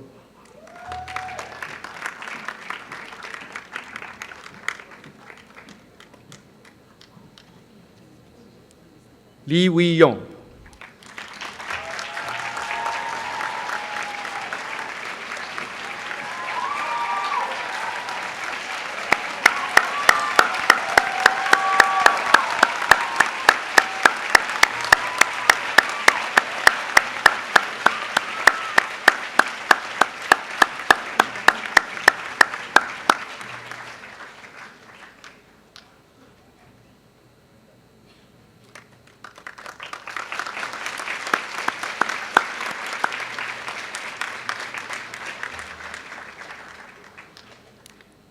Siti Aisyah binti Ismail,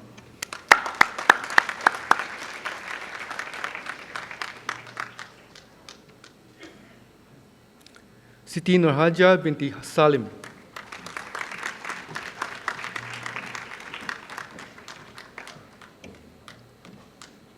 Seng Kai Lin,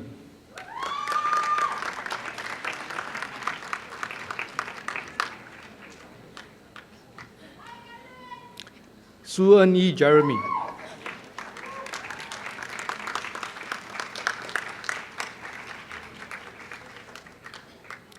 Shaima binti Abdul Talib,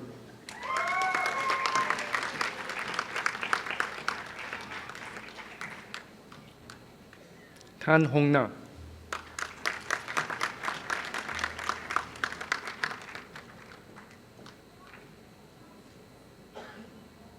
Xiao Wen Na Huina,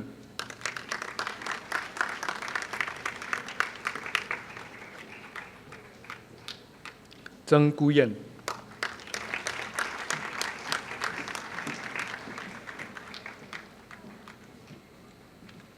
Wang Pu Chun,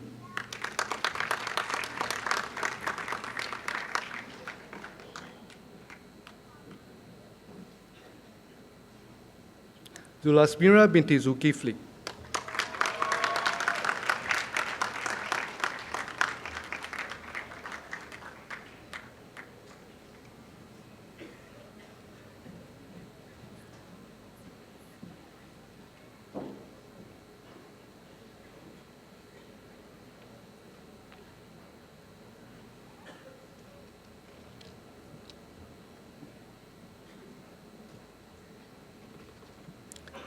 Mr. Lee, may I present the following award winners for the degrees that have earlier been conferred. For the degree of Bachelor of Counseling, winner of the Anthony Yeo Memorial Gold Award, Juliana Po Shimin.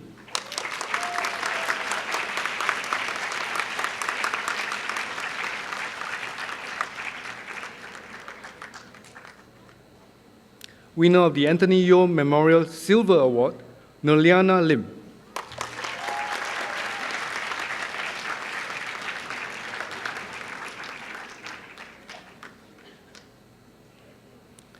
For the degree of Bachelor of Early Childhood and Chinese Language Education, winner of the My World Preschool Gold Award, Sun Piling.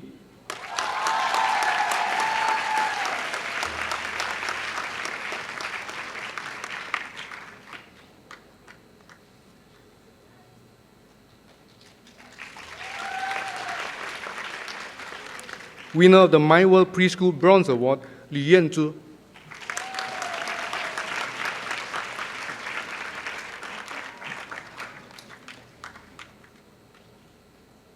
For the degree of Bachelor of Early Childhood Education with Management, winner of the NTUC First Campus Gold Award, Bak Kersiu Serene.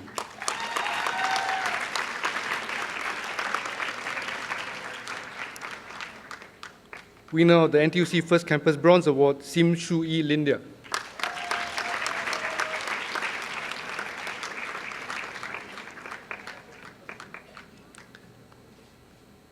For the degree of Bachelor of Social Work, winner of the National Council of Social Service Gold Award, Yo Yi Ying Lin.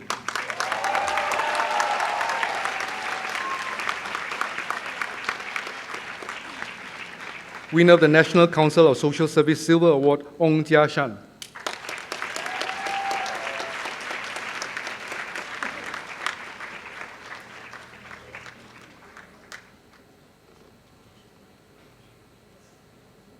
Chancellor, we are honored to have Mr. Desmond Lee, Minister of Social and Family Development and Second Minister for National Development as our guest of honor today.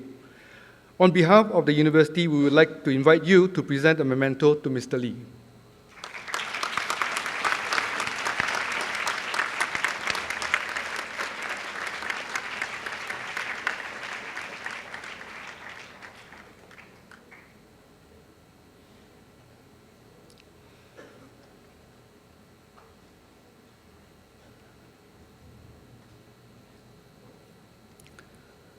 The graduate representative for the S.R. Nathan School of Human Development class of 2018 is Mr. Lin Yuan-Wei Daniel, who graduated with a degree of Bachelor of Music Education with Psychology.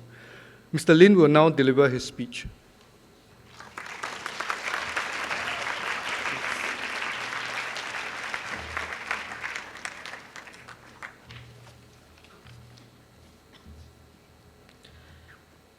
Guest of honor, Mr. Desmond Lee, Minister for Social and Family Development, Second Minister for National Development, Mr. Stephen Lee, Chancellor, SUSS, Professor Cheong Hee Kiat, President, SUSS, distinguished guests, fellow graduates, ladies and gentlemen. I'm Daniel from the Bachelor of Music Education program, and I'm honored today to stand here as the graduate speaker for my cohort this afternoon. I'll not pretend at all to have nuggets of wisdom or great insight to share with the audience. Far from it. In fact, I'm quite good at making terrible decisions in life, like choosing to manage time in the most ineffective way possible, waiting till there's little time left to manage. I jest, of course. Rather, I'll take this opportunity to share with you some of my own experiences which hopefully mirror that of the many graduates seated here. What a journey it has been. Thematically appropriate too, considering the theme for this year's convocation, Empowering New Journeys. 3.5 years on this part-time program, juggling work commitments, friends, family, and studying, while at the same time somehow managing to have fun and enjoying myself along the way. I think then it is important to remember that we are pretty much the central character in our own narratives. Almost narcissistic, of course, if taken wrongly. In our journey, we are the main character, not some unnamed, generic, non-playable character, if I were to use a video game analogy. We drive our stories, our journeys, our adventures. While on this journey then, let's remember to tackle it with zest and zeal, to find our happiness, to enjoy ourselves, and to bring joy to people around us. Yep, you heard me right. Having fun and enjoying the journey. I think sometimes we are so involved in the journey itself that we are so focused on getting from point A to point B. Or in our case here, from no degree to a degree. Well done. We have arrived, or have we? As cliche, cheesy, and predictable then, far more important than the destination is the journey itself. Who we meet, what we have done, what we have experienced. The seemingly silly little moments. Fact is, we'll probably not recall what we did, how much we scored for TMA2 in the second year of study. But odds are it will be some seemingly trivial little moment in class, like going chiam together during music pedagogy class. I believe then that we can all afford the time, and should, in fact, put the time to step back and savor the moment. As with all journeys then, they all start somewhere. Mine started, well, a little bit about how mine started. I used to teach in school bands, and in 2012 I joined MOE as an allied educator, teaching and assisting in music classes. When I first learned of the offering of the music education program by then UNISIM, now SUSS, I jumped at it. Having the opportunity to have formal qualifications in an area that I've been passionate about for the longest time ever was something I didn't want to miss. Whatever skills I had up till that point in time in 2014 was self-taught or gathered through informal channels. Quite vainly put then, I wanted a piece of paper as validation in a way to tell myself, and if need be the world, that I know my stuff. Or so I planned. As if all grand plans made by yours truly, this vanity project turned out to be much more than what I've expected. One of the first modules that I had to take, the foundational ones that is, got us exploring the philosophical basis of music education, the class discussion, the practical experience of music making with like-minded people was empowering. To know that there are kindred spirits in the fraternity were parts reassuring and affirmed that I wasn't crazy or alone.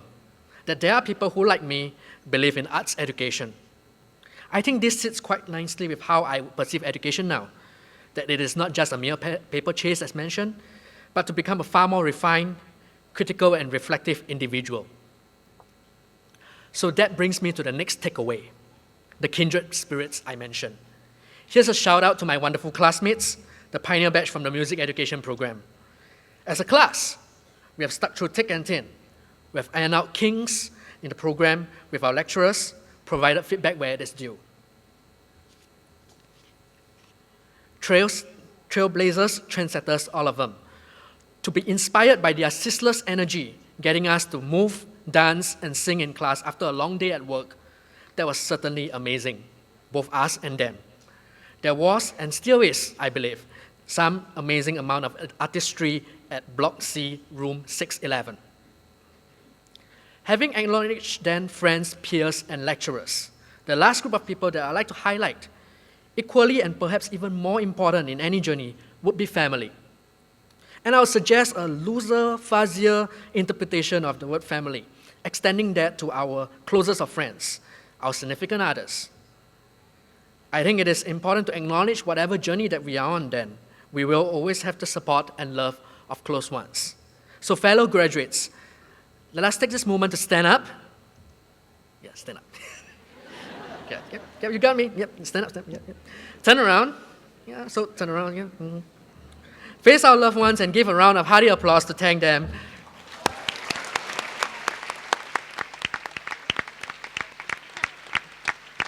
All right, yep.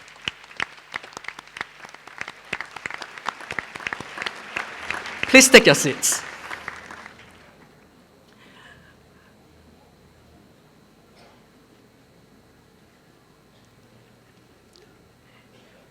In a nutshell, I would like everyone to remember then to live in the now, to embrace personal growth and learning, to love our close ones as we embark on more exciting adventures and journeys ahead.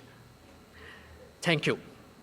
Next, we have the pleasure of having our fellow SUSS graduate from the class of 2018, Mr. Ko Rui Qi, and another SUSS alumni, Ms. Fatin Nadia Nastasha, to sing us a rendition of the university song, Onwards and Beyond. Please put your hands together for Rui Qi and Nastasha.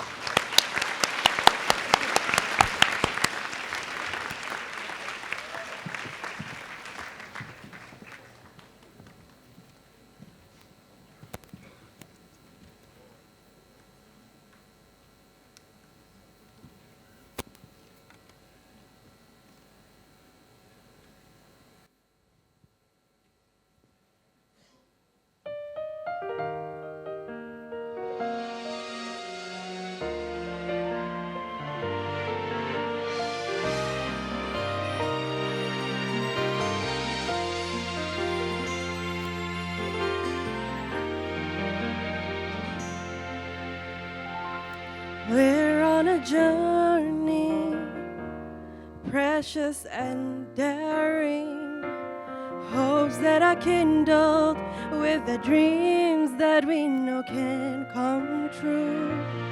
We're moving on to face brighter tomorrows. Passions that burned our hearts on fire, goals to achieve. We'll soar on wings, it's onwards and beyond. Our spirits rise to dreams we can achieve, with new pathways to explore, new lessons to be learned. It's upwards, onwards and beyond.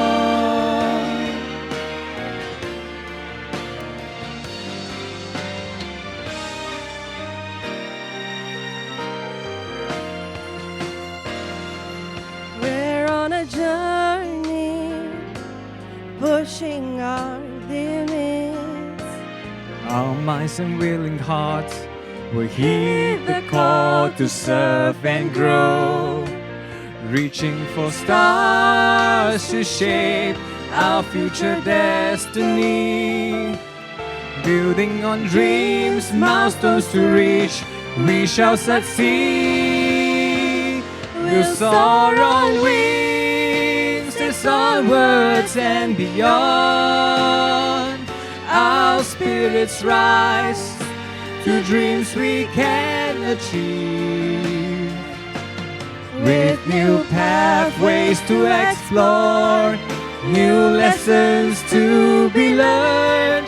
It's upwards, onwards and beyond.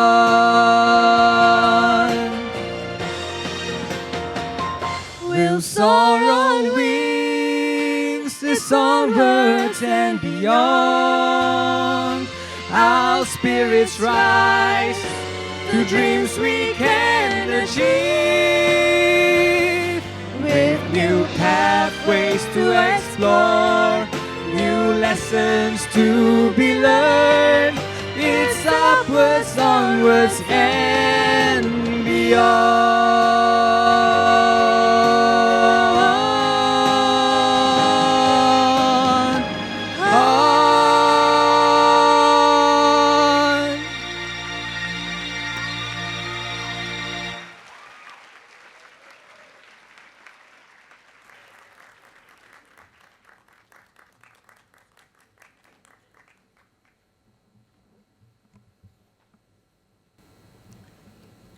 I declare this convocation closed.